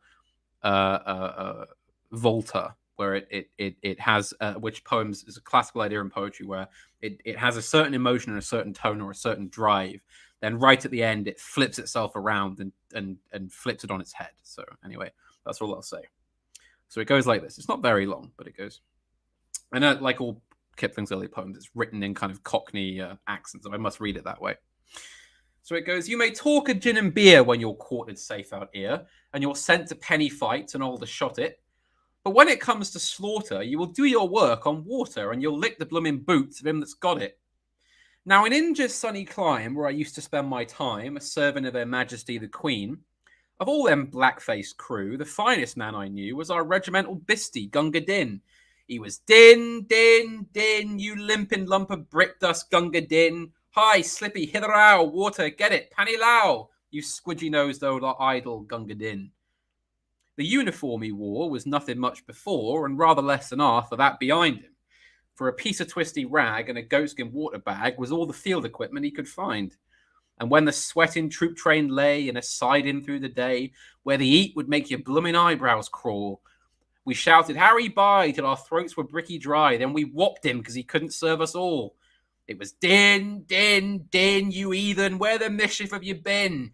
You'll put some juldy in it, or I'll marry you this minute if you don't fill up my helmet, Gunga Din. He would dot and carry one till the longest day was done, and he didn't seem to know the use of fear. If we charged or broke or cut, you could bet your blooming nut he'd be waiting 50 paces right flank rear. With his mussock on his back, he would skip with our attack and watch us till the bugles made retire. And for all his dirty-eyed, he was white, clear white inside, when he went to tend the wounded under fire. It was din, din, din, with the bullets kicking dust spots on the green. And when the cartridges ran out, you could hear the front ranks shout, Hi, ammunition mules and Gunga Din. And I shan't forget the night when I dropped behind the fight with a bullet where me belt plate should have been. I was choking mad with thirst, and the man that spied me first was good old grinning, grunting Gunga Din. He lifted up my head and he plugged me where I bled, and he give me half a pint of water green.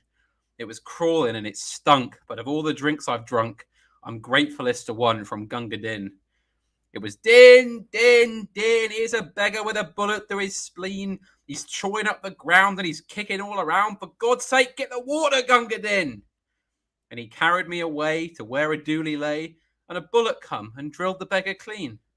He put me safe inside, and just before he died, I hope you like your drink, says Gunga Din. So I'll meet him later on at the place where he is gone, where it's always double drill and no canteen. He'll be squatting on the coals, giving drink to poor damned souls, and I'll get a swig and ale from Gunga Din. Yes, Din, Din, Din, you Lazarusian leather Gunga Din. Though I've belted you and flayed you, by the living God that made you, you're a better man than I am, Gunga Din.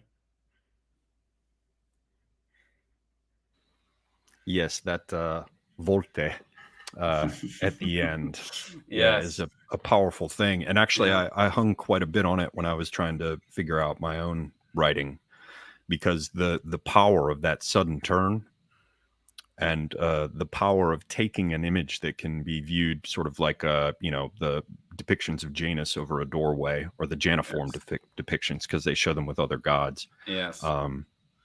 And that in itself is something that all aspiring poets, I would say, should pay careful attention to, because it partakes a bit of a sort of an uncanny valley kind of thing.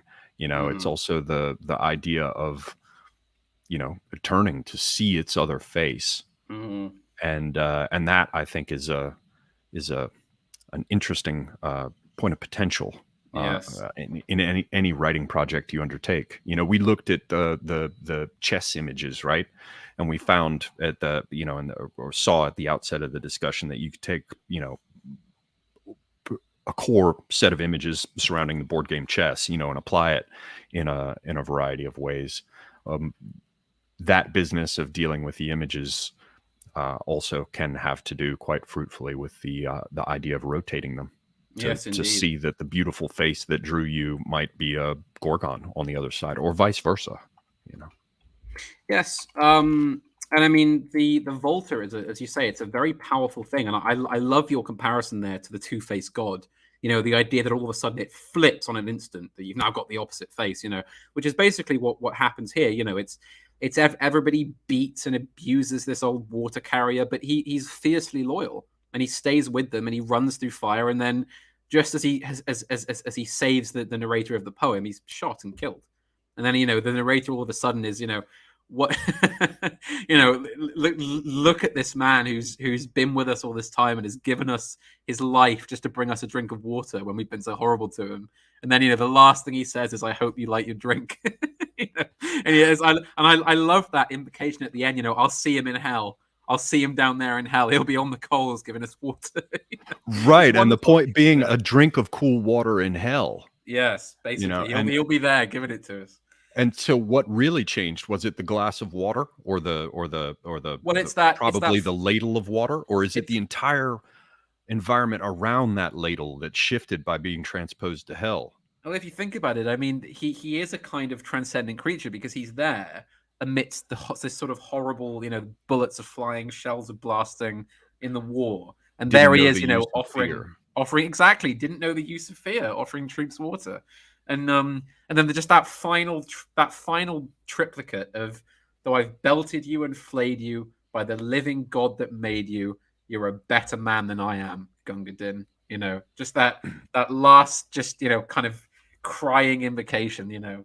God bless this man. And see, there would be some interesting irony involved if, for example, Priti Patel recited that and then just laughed her ass off at the end. Dear me, that's a thought. Well, actually, I've just been reminded of a poem I only found. I've been reading Kipling all my life, but I only recently found a poem that relates back to the Charge of the Light Brigade I just read. So obviously that Charge of the Light Brigade was a very famous event. Obviously, Tennyson wrote the poem about it, and the troops involved, the survivors of the Light Brigade, they came back to England after the Crimean War. They left the army, and unfortunately, there was nothing really to care for them.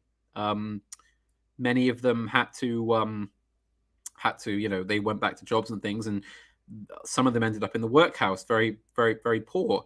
And it was ironic, of course, because everyone in England knew the famous charge of the Light Brigade. This incredible thing. And then Kipling found, sort of probably around the late 1890s, that these men were living in poverty and terrible conditions in the workhouse. These heroes who had charged at the Light Brigade, and he discovered that there was somebody started a newspaper campaign, a national newspaper campaign, to raise money to support the veterans of the Light Brigade, and it raised £30. The whole thing raised £30. It was kind of it's more insulting than nothing, isn't it? Good Lord. All the country. I don't think it was even that. It was like £24 and 30 shillings or something. It was terrible. This atrocious thing. So Kipling wrote the following poem, which I will now read, called The Last of the Light Brigade. There were 30 million English who talked of England's might. There were 20 broken troopers who lacked a bed for the night. They had neither food nor money. They had neither service nor trade. They were only shiftless soldiers, the last of the Light Brigade. They felt that life was fleeting. They knew not that art was long, that though they were dying of famine, they lived in deathless song. They asked for a little money to keep the wolf from the door, and the 30 million English sent £20 and 4. They laid their heads together, that were scarred and lined in grey. Keen were the Russian sabres, but want was keener than they. And an old troop sergeant muttered, "Let us go to the man who writes the thing on balaclava that the kiddies at school recites." So they went without bands or colours, a regiment 10 files strong, to look for the master singer who had crowned them all in his song. And waiting his servant's order, by the garden gate they stayed, a desolate little cluster, the last of the Light Brigade. They strove to stand to attention, to straighten the toil-bowed back. They drilled on an empty stomach, the loose-knit files fell slack. With stooping of weary shoulders, in garments tattered and frayed, they shambled into his presence, the last of the Light Brigade. The old troop sergeant was spokesman and said, "Begging your pardon," he said, "you wrote to the Light Brigade, sir. Here's all that isn't dead. And it's all come true what you wrote, sir, regarding the mouth of hell. For we're all of us nigh to the workhouse, and we thought we'd call and tell. No, thank you, we don't want food, sir, but couldn't you take and write a sort of to be continued and see next page of the fight? We think that someone had blundered, and couldn't you tell him how? You wrote we were heroes once, sir. Please, write we are starving now." The poor little army departed, limping and lean and forlorn, and the heart of the master singer grew hot with the scorn of scorn.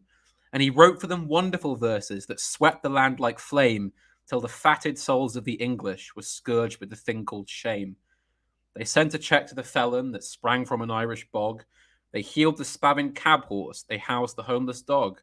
And they sent, you may call me a liar, when felon and beast were paid, a check for enough to live on to the last of the Light Brigade. Oh, 30 million English that babble of England's might, behold the 20 heroes who lack their food for tonight. Our children's children are lisping, honour the charge they made, and we leave to the streets and the workhouse the charge of the Light Brigade.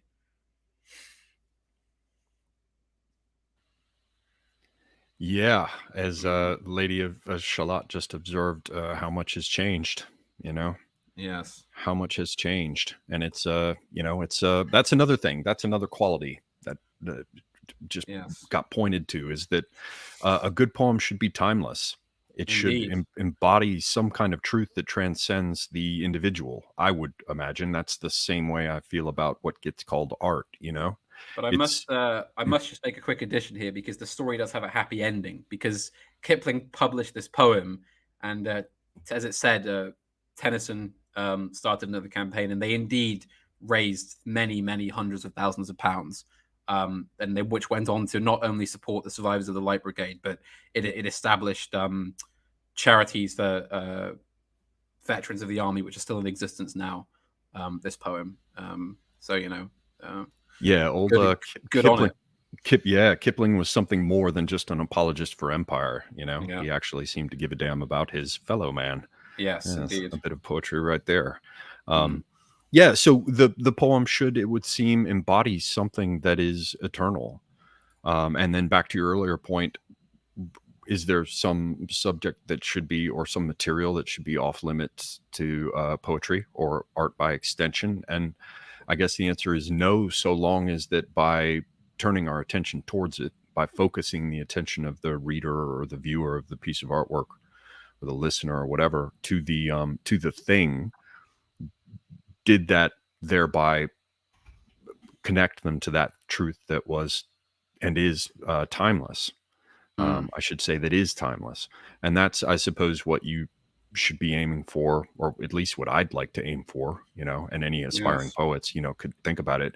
Aim for things that are timeless. In some respects, the love poetry is safe, insofar as that everybody can feel a piece of that, everyone has, presumably, I mean, except for your odd sociopath, everyone has felt some touch of whatever that thing is, and so can find some resonance for whatever you've written in a part of themselves, provided what you did is not crap. But the Yes. real trick is to carry it to other domains, I would imagine, whether it's fellow feeling for your man, whether it's man's relationship with God, whether it's the attempt to puzzle out the meaning of existence, if indeed such a thing is possible, or whether it's to strive against others, and I guess that links us back to the whole thing of a poem can be a story and a story can be a poem, because the finest epic poems do all of those things together in a way that is memorable, that is honest, and has these quite magical, invocational turns of phrase. So that was kind of unexpected. A bunch of the elements that we discussed seem to have come together there. But we have passed. Poetry is a philosophy unto itself, you see. So it loops back around. Indeed, and which comes down to the basic concept of rhyme, really, doesn't it? The idea that things recur, that in the universe is a sort of system of recurrence, isn't it, and regeneration. Yes, and the echoing of elements at the different ontological levels, like you would see in Neoplatonism, in the domain of Mars, we can see poetry echoed with images of war, and that of Venus of love, and that of Jupiter, or Zeus, the striving of men for recognition and preeminence, Saturn in the gloomy and melancholic reflections of scholars, suffering from black bile, and we see it all as a whole. But I was going to start to say we've crossed 2 hours. I don't want to cut this, but I want to see if we can move to some sort of summary thinking about this. These questions that I brought up at the outset. So I would want to hear from you if you feel up to hazarding a response. Now that we've covered this stuff, why again does poetry matter, and what does reading poetry do for one? What makes good poetry, and what for those few who might want to do it is the usefulness or value? Let's not say usefulness, utility. What is the reward, or the value, the worth in perhaps even writing it? Well, it's because when you engage with poetry, when you write good poetry and you read poetry, you commune with the art of mankind. You commune with a kind of space which transcends the rational and is quite close to God, and quite close to what we call the divine, I think, in a grand sense. Other than that, it's a very it allows you to basically, I mean, as you said, when you and I first read these poems that hit us, and when I imagine when we read good poems now, it's a punch. It's you hit somebody on a level that you can't hit them by simply talking to them or by writing prose. You are creating a piece of art. I mean, basically, we might as well say, well, why engage with art? Because art is that which sits above the spaces in which we dwell. It's that which is capable of elevating anything to a superior height. It's that which drives you on. It's that which fuels the soul. the soul cannot subsist off of mere prose. It needs poetry, it needs art, it needs music, it needs the power of human expression that can pack everything into the barrel of a cannon, if you like, and get it across a field. It needs that power, it needs that charge, and that's what poetry does. Other than that, you might as well do it because it's fun, it's enjoyable. Poetry is a noble thing, it's a noble art. It's good to be familiar with it. We call ourselves reactionaries, we call ourselves traditionalists, and we can't lay claim to that title until we are familiar with the canon of Western civilization, and to the point, more, not just that, but the literature of the world too, that inspired our forefathers. We need to be familiar with it if we want to lay claim to being the defenders and the kind of remnant of the civilization. And once you've educated yourself sufficiently up to a point, then you've got it under your grasp. I mean, once you become familiar enough, then reading a good poem is like opening a fine wine or a fine ale or a whiskey. It's a beautiful kind of spirit that never runs out. It'll always be with you. I mean, you don't even really have to try and learn them. The best poems will tie themselves to you. I've never been able to forget the entirety of the Charge of the Light Brigade or Death Shall Have No Dominion since pretty much the first time I read them. They stayed with me, as many poems have done. And sometimes you read a poem and it means nothing to you, and then all of a sudden you experience something in life and it comes back and it pops into your mind. I mean, it's a powerful force. You're dealing with the heart of a furnace here. I mean, it's also true that when you learn poems, especially as a child, what you find is you think, well, I don't really understand this, or why is this relevant to me? And then when life hits you, when life grasps you, and the same things that have troubled men for eternity finally get to you, you'll have the words ready and you can face up to it, and you can understand what's happening to you on a level beyond the rational, on a level beyond the mundane mind. You can elevate yourself and elevate your feelings to places that you didn't think you could go, and perhaps it sounds airy and a bit sort of, well, what is this? But that is, once you've been through it, then you know what I'm talking about. It's a necessity. We really can't live without it. I mean, from the furthest away of our ancestors would have known the great poems and the sagas and the epics of their societies and their civilizations. They would have, even if they probably couldn't read, they would have had it within them somewhere. As you say, poems become watchwords for a civilization and a culture. Like do or die, or Odysseus ruled as gently as a father. That kind of thing. They become standards by which a society is held. And I really think that's the best way I can sum up poetry for everybody today.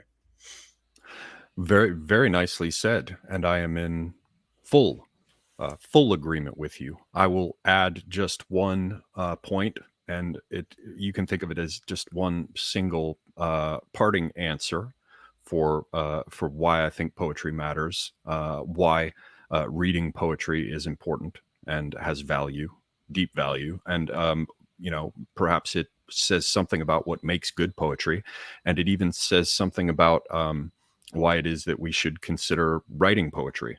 During one of my many utter relationship train wrecks, things fell to pieces, and so I still have this collected poems of Auden, with the damn return boarding pass stuck in it to mark this poem, because I flew back from the hellish city via Newark, and I consoled myself with a sort of ambiguous poem of Auden's. It's called "The More Loving One."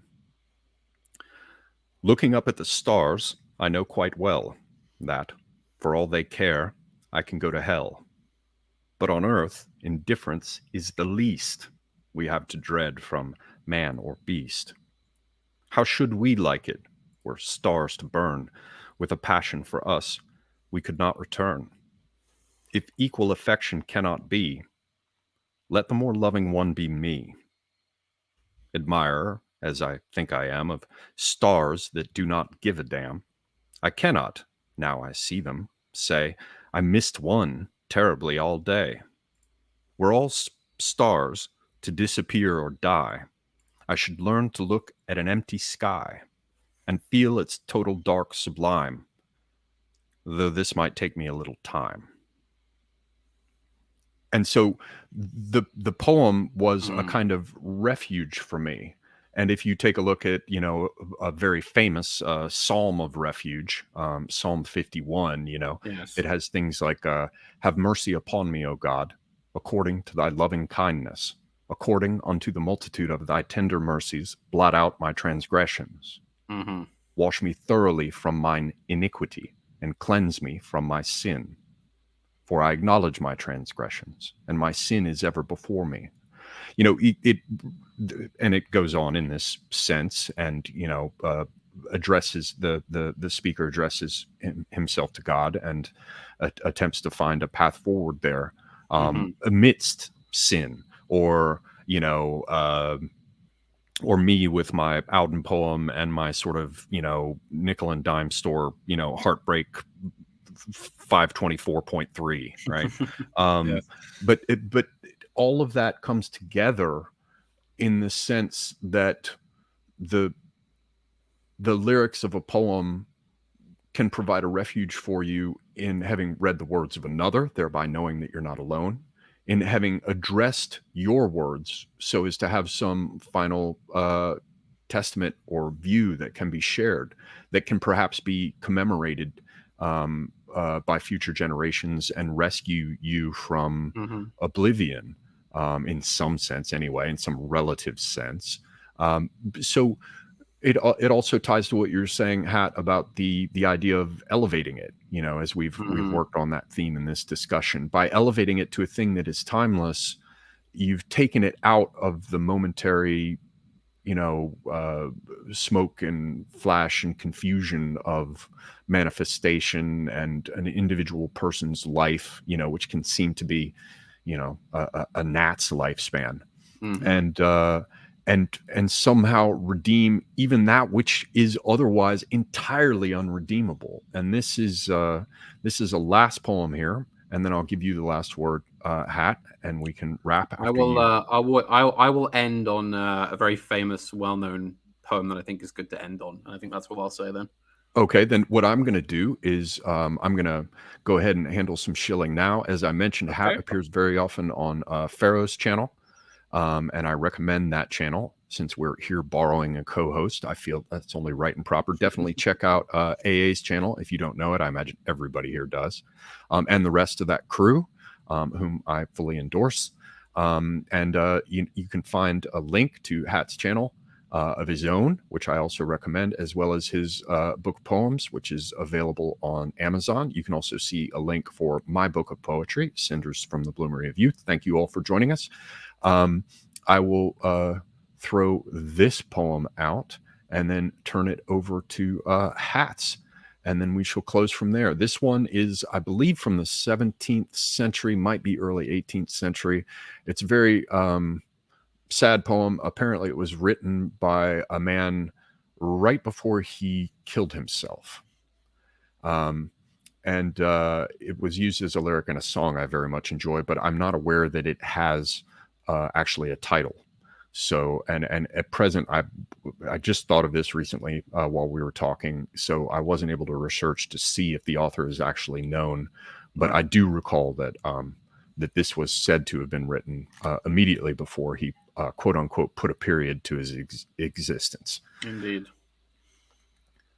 Since disappointment and despair the vainness of all hopes declare, since tossed upon this restless main I strive 'gainst wind and waves in vain, the more I struggle for the shore, misfortunes overwhelm the more. Then, since I struggle to maintain, and strive, alas, to live in vain, I'll hope no more, since, proved and tried, the feeble light she once supplied resembled but a taper's ray that only burns to die away, and leave one lost in endless night, my follies but exposed to sight. Then come misfortune as you will, oppressions sink we lower still. Haste, keen despair, and urge my doom. For all that haunt the wretched come. Fate from my heart all fears expunge. I stand resolved to take the plunge. O thou great being who resides far above where yon ether glides, whose power, almighty, piercing eye, marks all on earth, in air and sky, who oft, such care we ought to praise, this sand grain called a world surveys, nor deems unworthy of thy care vain men as worthless as we are, who oft with liberal hands bestows thy guiding mercy here below. And while our sins so multiply, like mountains heaped before thee lie, so loath, so tempted to chastise, and then to bless us in disguise, to disappoint our restless schemes, our airy hopes and foolish dreams, is but to prove the empty show, or painting happiness below, probably of painting happiness below.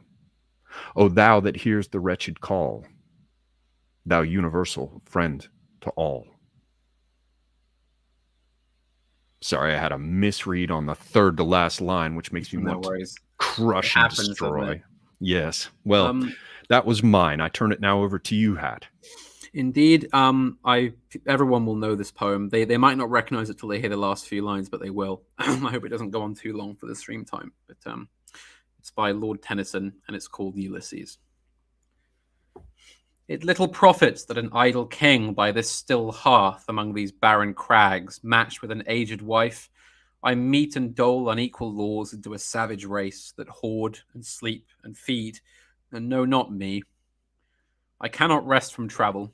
I will drink life to the lees.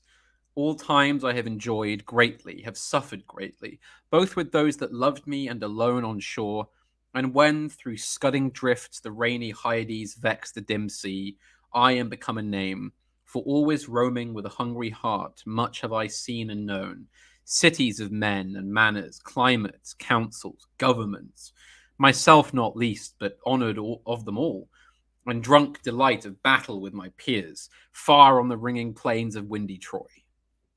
I am a part of all that I have met, and yet all experience is an arch wherethrough gleams that untravelled world, whose margin fades forever and forever when I move. How dull it is to pause, to make an end, to rust unburnished, not to shine in use, as through to breathe were life. Life piled on life were all too little, and of one to me little remains. But every hour is saved from that eternal silence, something more, a bringer of new things, and vile it were for some 3 suns to store and hoard myself, and this grey spirit yearning in desire to follow knowledge like a sinking star beyond the utmost bound of human thought. This is my son, mine own Telemachus, to whom I leave the sceptre and the isle, well loved of me, discerning to fulfill this labour by slow prudence to make mild, a rugged people, and through soft degrees subdue them to the useful and the good. Most blameless is he, centred in the sphere of common duties, decent not to fail, in offices of tenderness, and pay meet adoration to my household gods when I am gone. He works his work, I mine. There lies the port, the vessel puffs her sail. There gloom the dark, broad seas, my mariners, souls that have toiled and wrought and thought with me, that ever with a frolic welcome took the thunder and the sunshine, and opposed free hearts, free foreheads. You and I are old. Old age hath yet his honour and his toil. Death closes all, but something ere the end. Some work of noble note may yet be done, not unbecoming men that strove with gods. The lights begin to twinkle from the rocks. The long day wanes, the slow moon climbs, the deep moans round with many voices. Come, my friends, 'tis not too late to seek a newer world. Push off, and sitting well in order, smite the sounding furrows, for my purpose holds to sail beyond the sunset and the baths of all the western stars until I die. It may be that the gulfs will wash us down. It may be we shall touch the happy isles and see the great Achilles whom we knew. Though much is taken, much abides, And though we are not now that strength which in old days moved earth and heaven, that which we are, one equal temper of heroic hearts, made weak by time and fate, but strong in will, to strive, to seek, to find, and not to yield. Ladies and gentlemen, thank you for joining us. Thank you, Mr. Panama Hat. And in closing, I am Semiagog, and I am